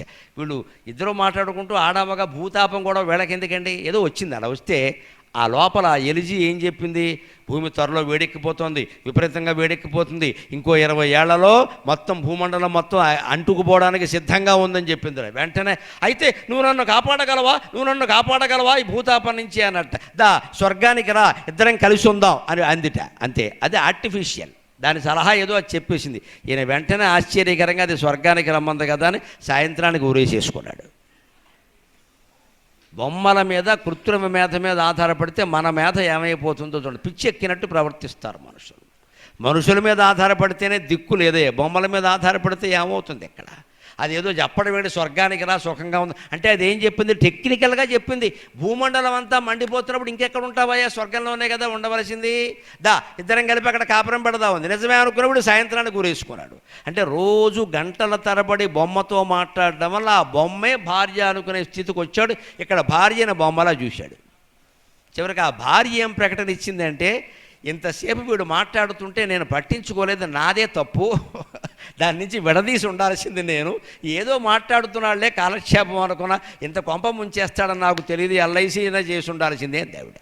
ఏముంటుంది మరి ఇప్పుడు అంటే గమనించండి, ఇంత పెద్ద విజ్ఞానం పెరిగింది కానీ మనిషికి శాంతిగా ఉంచలేకపోతుందండి ఖచ్చితంగా. అందుకని తత్వవేత్తలు చెప్పారు, ఆధారములను సమస్తము ప్రదర్శన చేసేది శాస్త్రవేత్తలు, వారిని గురించి వారిలో ఒక వాక్యము పలకగలేరు చిత్రము. వాళ్ళని గురించి వాళ్ళు ఒక మాట మాట్లాడమనండి, ఎవడూ చెప్పలేడండి. నీవెవరు అంటే నేను ఎవరేమిటండి, నా పేరు ఎడిసన్, నా పేరు గెలీలియో అని నేను కనిపెట్టింది ఇది అంటారు. ఎడిసన్ అనేది మీ అమ్మ నీకు పెట్టిన పేరయ్యా, పెట్టకముందు నువ్వెవరు? ఆ నేను అని మోగుతున్నది ఏది? నువ్వు అన్ని విషయాలు కనిపెట్టినప్పుడు, ఏది కనిపెట్టినప్పుడు, నువ్వు పడుకున్నప్పుడు, లేచినప్పుడు, అన్నం తింటున్నప్పుడు, కాలకృత్యాలు తీర్చుకుంటున్నప్పుడు, అనేక రకాల వ్యవహారాలు చేస్తున్నప్పుడు నీకు తెలిసి కొంత, తెలియక కొంత లోపల నేను అని మోగుతున్నది ఏది అని అడిగితే ఏ శాస్త్రవేత్త దాన్ని ప్రయోగశాలలో రుజువు చేయలేడు. అన్ని ప్రయోగశాలల్లో రుజువు కావు, కొన్ని యాగశాలల్లో రుజువు అవుతాయి, కొన్ని యోగశాలల్లో రుజువు అవుతాయి. ఆత్మధ్యానం ద్వారానే నేనెవరో అనే విషయం తెలుస్తుంది. అప్పుడే మనం ఆనందంగా ఉండగలుగుతాం. ఇంకో మాట ముఖ్యంగా మనం తెలుసుకోవాలి, ఎన్ని సంపదలు మనం సంపాదించినా సరే అవి నిలుస్తాయనేది ఎక్కడా లేదు. మనం అన్నీ చూస్తూనే ఉన్నాం అక్కడ. కానీ చేసిన సేవ మాత్రం ఎప్పటికీ నిలిచిపోతుందండి, ఎప్పటికీ నిలిచిపోతుంది. అటువంటి మహత్తరమైన సేవకి ఉదాహరణ చెప్పాలంటే ప్రపంచం మొత్తం మీద మహాసాధ్వి, మహాసేవకురాలు మదర్ థెరిస్సా అని ప్రధానంగా పేర్కొనాలి మనం. ఎంత సేవ అంటే అది మామూలుగా చేసేటువంటి సేవ కాదండి అది. ఆవిడ రోగుల దగ్గర ఉండి నిర్మల హృదయ ఆసుపత్రిలో రోగులను పెట్టుకుని చేస్తూ ఆవిడ అనేదిట, ఆ చరిత్ర చదివి నేను ఆనందించి సాగర ఘోషలో మదర్ థెరిస్సా గురించి 10 పద్యాలు రాశాను. నేను ఇంతకంటే గొప్ప విషయం ఏదైనా ఉంటుందా?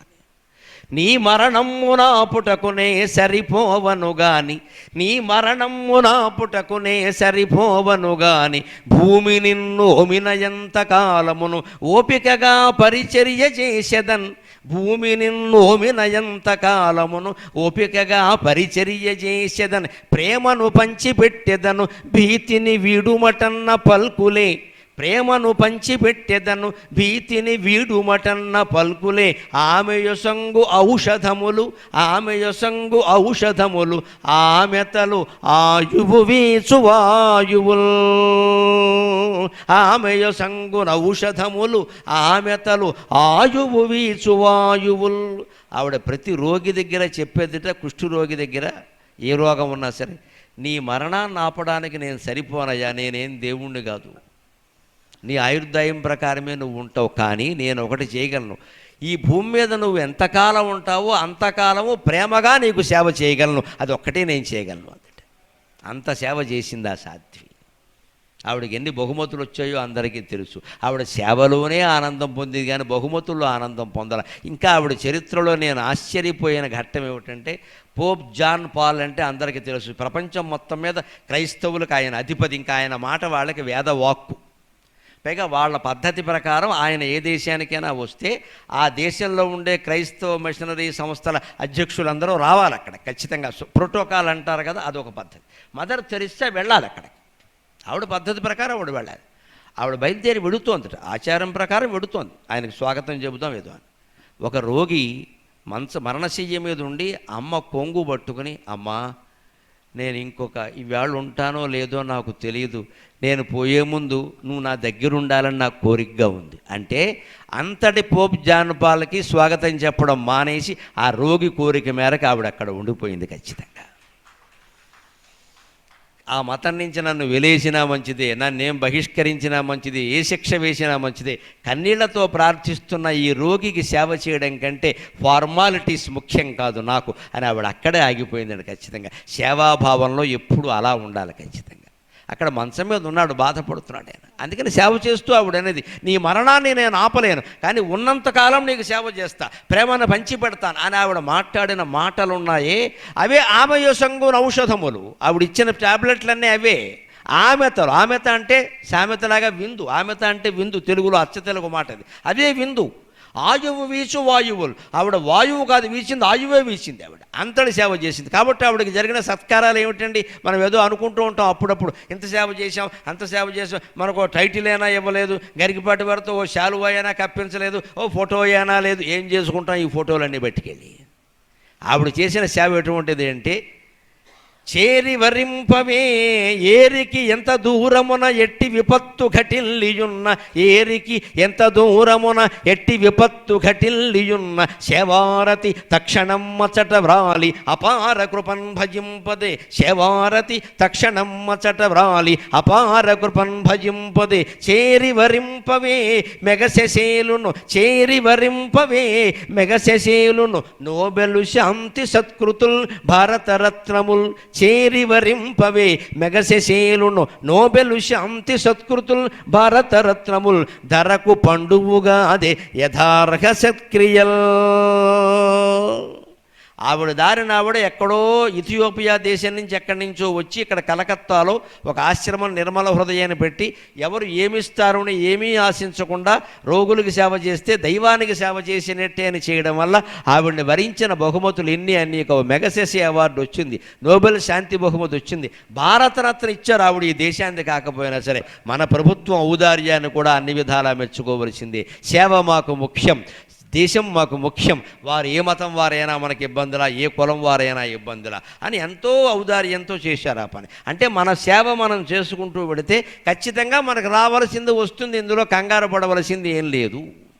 ఆ సేవ వల్ల కలిగే ఆనందమే మిగులుతుంది తప్పితే మిగిలినవన్నీ మిగలవు మనకి. అలాగే బాబా ఆమ్టేని మహారాష్ట్రలో ఉండేవాడు మహానుభావుడు, ఆయన కుష్ఠరోగులకి సేవ చేశాడు. ఎలా చేశాడో తెలుసా? ఆయన కోటీశ్వరుడు, పుట్టుకతోనే ఆగర్భ శ్రీమంతుడు ఆయన. దాదులు పెంచారు ఆయన్ని, ఇంద్రభవనం ఆయన ఇల్లు, అవన్నీ వదిలేశాడు. కుష్ఠరోగులు పడుతున్న బాధ చూసి ఆయన వీళ్ళ కోసం ఆశ్రమం పెట్టాలి, వాళ్ళకి సేవ చేయాలి. అని ఆయన ఏం వదిలేశాడంటే సుందర భర్మ హర్మ్యముల శోభలు నచ్చక, సుందర భర్మ హర్మ్యముల శోభలు నచ్చక, వల్లకాటి సీమందన ఆశ్రమంబునిడి వల్లకాటి సీమందన ఆశ్రమంబునిడి మాన్ప భయంకర కుష్ఠురోగమున్ వందలు వేలు బాధితులు వచ్చిన హెచ్చిన సేవ చేసి, వందలు వేలు బాధితులు వచ్చిన హెచ్చిన సేవ చేసి ఆనందవనంబునందు కరుణామయ కల్పక వృక్షరాజమై. ఆయన సేవ గురించి సాగరఘోష కావ్యంలో రాసినటువంటి పద్యం ఇది. ఆయన ఇంటి దగ్గర ఉండే ఇంద్రభవనాలు వదిలేశాడు, ఆస్తులన్నీ వదిలేశాడు, సుందర భర్మాలు హర్మ్యాలు ఎన్నున్నా సరే వదిలేశాడు. వల్లకాట్లో ఆశ్రమం పెట్టాడు. ఎందుకో తెలుసా? ఊళ్ళో పెడతానంటే ఊళ్ళో వాళ్ళు ఒప్పుకోలే, రోగం వ్యాపిస్తుందని. కుష్ఠరోగం వ్యాపించడం ఏంటంటే ఎక్కడొక్కడ పెట్టాలి కదా, వద్దు వ్యాపిస్తుంది, పెట్టడానికి వీల్లేదు మనకి చేయరు, చేయనివ్వరు. మన సేవ అంటే ఇదే గొడవ, వాళ్ళు చేయరు, మన చేయనివ్వరు, అందుకని పెట్టడానికి వీల్లేదంటే వల్లకాట్లో పెట్టాడు ఆశ్రమం. వల్లకాటి ఎందుందన ఆశ్రమం పోనేడి మాన్ప భయంకర కుష్ఠరోగం. పోలేండి మీరు పెట్టకపోతే మంచిదే అని తండ్రి తనకిచ్చిన ఆస్తిపాస్తులు, తను సంపాదించిన ఆస్తిపాస్తులు అమ్మేసి శ్మశానంలో ఆసుపత్రి కట్టాడు ఆయన. ఇక్కడైతే ఎలాగూ పోయేవాళ్ళే ఉంటారు కదా, ఎవరేమనర్లో, అక్కడే కుష్ఠరోగులకి సేవ చేశాడు. అది ఆనందవనం అని పేరు పెట్టాడు ఆయన. ఖచ్చితంగా ఆనందం ఎక్కడుందో ఆలోచించండి, ఆనందం ఎక్కడుందో ఆలోచించండి. సేవ చెయ్యడంలో ఉంది ఆనందం, ఫలితం ఆశించడంలో ఆనందం లేదు. మనం నేర్చుకోవలసింది సేవ చెయ్యడంలో ఉంది ఆనందం, ఫలితం ఆశించడంలో ఆనందం లేదు. అందుకే మీకు రహస్యం చెబుతాను. చాలామంది తిరుపతి పెడుతూ ఉంటారు కదా, తిరుపతిలో స్వామివారు ఉండే గర్భగుడి పేరేమిటో తెలుసా? ఆనంద నిలయం. ముందు మంటపానికి ఆ పేరు లేదు, రంగనాయకుల మంటపానికి ఆ పేరు లేదు, తిరుపతి కొండకి ఆ పేరు లేదు. స్వామివారు ఉండే గర్భగుడి పేరు ఆనంద నిలయం. అంటే అంతవరకు వెళ్ళాక భగవంతుడు ఉండేది ఆనంద నిలయం. అంటే నువ్వు ఎప్పుడు ఆనందంగా ఉన్నావో అప్పుడే భగవంతుడి దగ్గర ఉన్నట్టు లెక్క.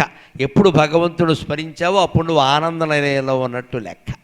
గర్భగుడిలోకి వెళ్ళడం ఎంత కష్టమండి. ఎంత కష్టపడి 300 రూపాయల టికెట్ కొనుక్కున్నా, 1000 రూపాయల టికెట్ కొనుక్కున్నా పంపించేది ఎక్కడి వరకు? 7 వాకిళ్ళ ముందు వరకే పంపిస్తారు, మరీ లోపలికేం పంపరు కదా. అది కొంతమంది అదృష్టవంతులే లోపలికి వెళతారు. అలా వెళ్ళడం అంత కష్టం, అంటే ఆనందం పొందడం అంత కష్టం. దానికి అడ్డొచ్చేది ఏదంటే ఈ అహంభావమే. ఖచ్చితంగా దీన్ని మనం తొలగించుకోగలగాలి. అంటే సేవలాగే చెయ్యాలి. మదర్ తెరెస్సా చేసినట్టే, బాబా ఆమ్టే చేసినట్టే, సారథ్యం రూపంలో శ్రీకృష్ణుడు ధర్మానికి సేవ చేసినట్టే అలాంటి సేవ చేయాలి, ఏమీ ఆశించకుండా. ఇంకొక మాట చెప్పుకొని మనం సెలవు తీసుకుందాం. తెలుగు భాషలో కొన్ని పదాలు గమనిస్తే ఆత్మజ్ఞానం పొందడానికి ఇంతకంటే గొప్ప భాష ఉందా అనిపిస్తుంది. మనం ఇవాళ కోల్పోయాం కాబట్టి చెప్పవలసి వస్తుంది. ఆరోగ్యంగా ఉన్నవాడిని ఏమంటారండి? స్వస్థత అంటారు, అంతే కదా. ఆరోగ్యంగా ఉంటే స్వస్థత అంటారు, అనారోగ్యం వస్తే అస్వస్థత అంటారు. ఆయనకి ఏదైనా అనారోగ్యంగా ఉంటే అస్వస్థతగా ఉందండి ఈ మధ్యన అంట. అది సరిగ్గా రాస్తే ఎంత గొప్ప మాట అంటే ఆ స్వ సా కింద వావొత్తు, స్థ సా కింద తావొత్తు, అంటే తా రాసి పొట్టలో చుక్క కూడా పెట్టాలి. తాత్థా దాత్థానా అనే దాంట్లో 2వ అక్షరం తా రాయాలి అక్కడ. స్వస్థత అస్వస్థత అంటే ఆరోగ్యానికి అనారోగ్యానికి సంస్కృత భాష తెలుగు భాష మనకు చెబుతున్నది ఏమిటంటే స్వస్థత. స్వ అంటే నీ యందు, స్థత అంటే ఉండడం. నీ యందు నువ్వు ఉంటే ఆరోగ్యంగా ఉంటావు. అస్వస్థత నీ యందు నువ్వు లేకుండా బయటకు వస్తే అనారోగ్యంతో ఉంటావు. ఇది లెక్క. స్వస్థత నీ యందు నువ్వు ఉండు. స్వలాభం అంటాం కదా, స్వగృహం అంటాం కదా, స్వగృహం అంటాం, స్వలాభం అంటాం, సొంత కుటుంబం అంటాం. అంతే మన కుటుంబం అంటే ఒకటి ఉంది కదా, స్వగృహే అంటాం. ఏదైనా వ్రతం చేసుకుంటే సొంత ఇల్లు అనుకోండి, స్వగృహే అని చెప్పాలి సంకల్పం. లేదు అద్దె ఇంట్లో ఉన్నాం అనుకోండి, వసతి గృహే అని చెప్పాలి లెక్క. అందుకే ఈ సొంత ఇల్లు అయితే స్వగృహే అంటారు. అంటే మన ఇంట్లో మనం ఉన్నప్పుడు చేసుకున్నంత ఆనందంగా అద్దె ఇంట్లో చేయగలమా? ఎందుకంటే అక్కడ ఏదైనా యజ్ఞం చేసామనుకోండి, పొగొచ్చింది అంటాడు ఇంటి యజమాని వచ్చి, మేక కొడితే ఊరుకుంటాడు. అదే మన ఇల్లు అనుకోండి, మేకేమిటి గోడ కొట్టేస్తాం. మనిషి కూడా తన ఇంట్లో తాను సుఖంగా ఉన్నట్టే ఆత్మానందంలో మాత్రమే పూర్తి ఆనందంతో ఉంటాడు. అందుకే స్వస్థత వైద్యపరంగా మనం వాడుతున్న పదం కూడా వేదాంతపరమైన మాట. అది నీలో నువ్వు ఉంటే ఆనందంగా ఉంటావు, అదే స్వస్థత. నీలోంచి నువ్వు బయటకు వచ్చావు అంటే అస్వస్థత ఖచ్చితంగా. అందుకని ఎప్పుడూ ఆత్మధ్యానానికి మనం సమయాన్ని కేటాయిద్దాం. అప్పుడు ఎక్కడ అహంభావం అనే మాట ఉండదు. అప్పుడు ఏ ఎన్నికలు జరిగినా, ఏ సమావేశాలు జరిగినా అన్నీ రాగద్వేషాలకు అతీతంగా ప్రశాంతంగా జరుగుతాయి. అప్పుడు లయన్స్ క్లబ్ సభ్యులందరూ కూడా సింహాలలాగే విక్రమిస్తారు, అనుమానం ఏలా. ఏవో లోపాలు ఉండబట్టి నేను సవరించడానికి వచ్చానని దయచేసి అనుకోవద్దు. మనమంతా మిత్రులం ఇక్కడ ఊరికే. ఏవో నాకు తెలుసును అని మీరు అనుకున్నారు కాబట్టి తెలిసిన మాట చెబుదామని వచ్చా. ఇది మీలో ఆత్మానందం పొందడానికి, అహంభావం ఎవరిలోనా ఉంటే వారిలో తగ్గించుకోవడానికి, అందరిలోనూ కలిసిపోయి తిరగడానికి, ఆత్మానందాన్ని పొందడానికి ఏమాత్రం ఉపయోగపడినా నేను ధన్యుణ్ణి. నాకు ఈ 4 మాటలు నేర్పిన మా అమ్మ ధన్యురాలు.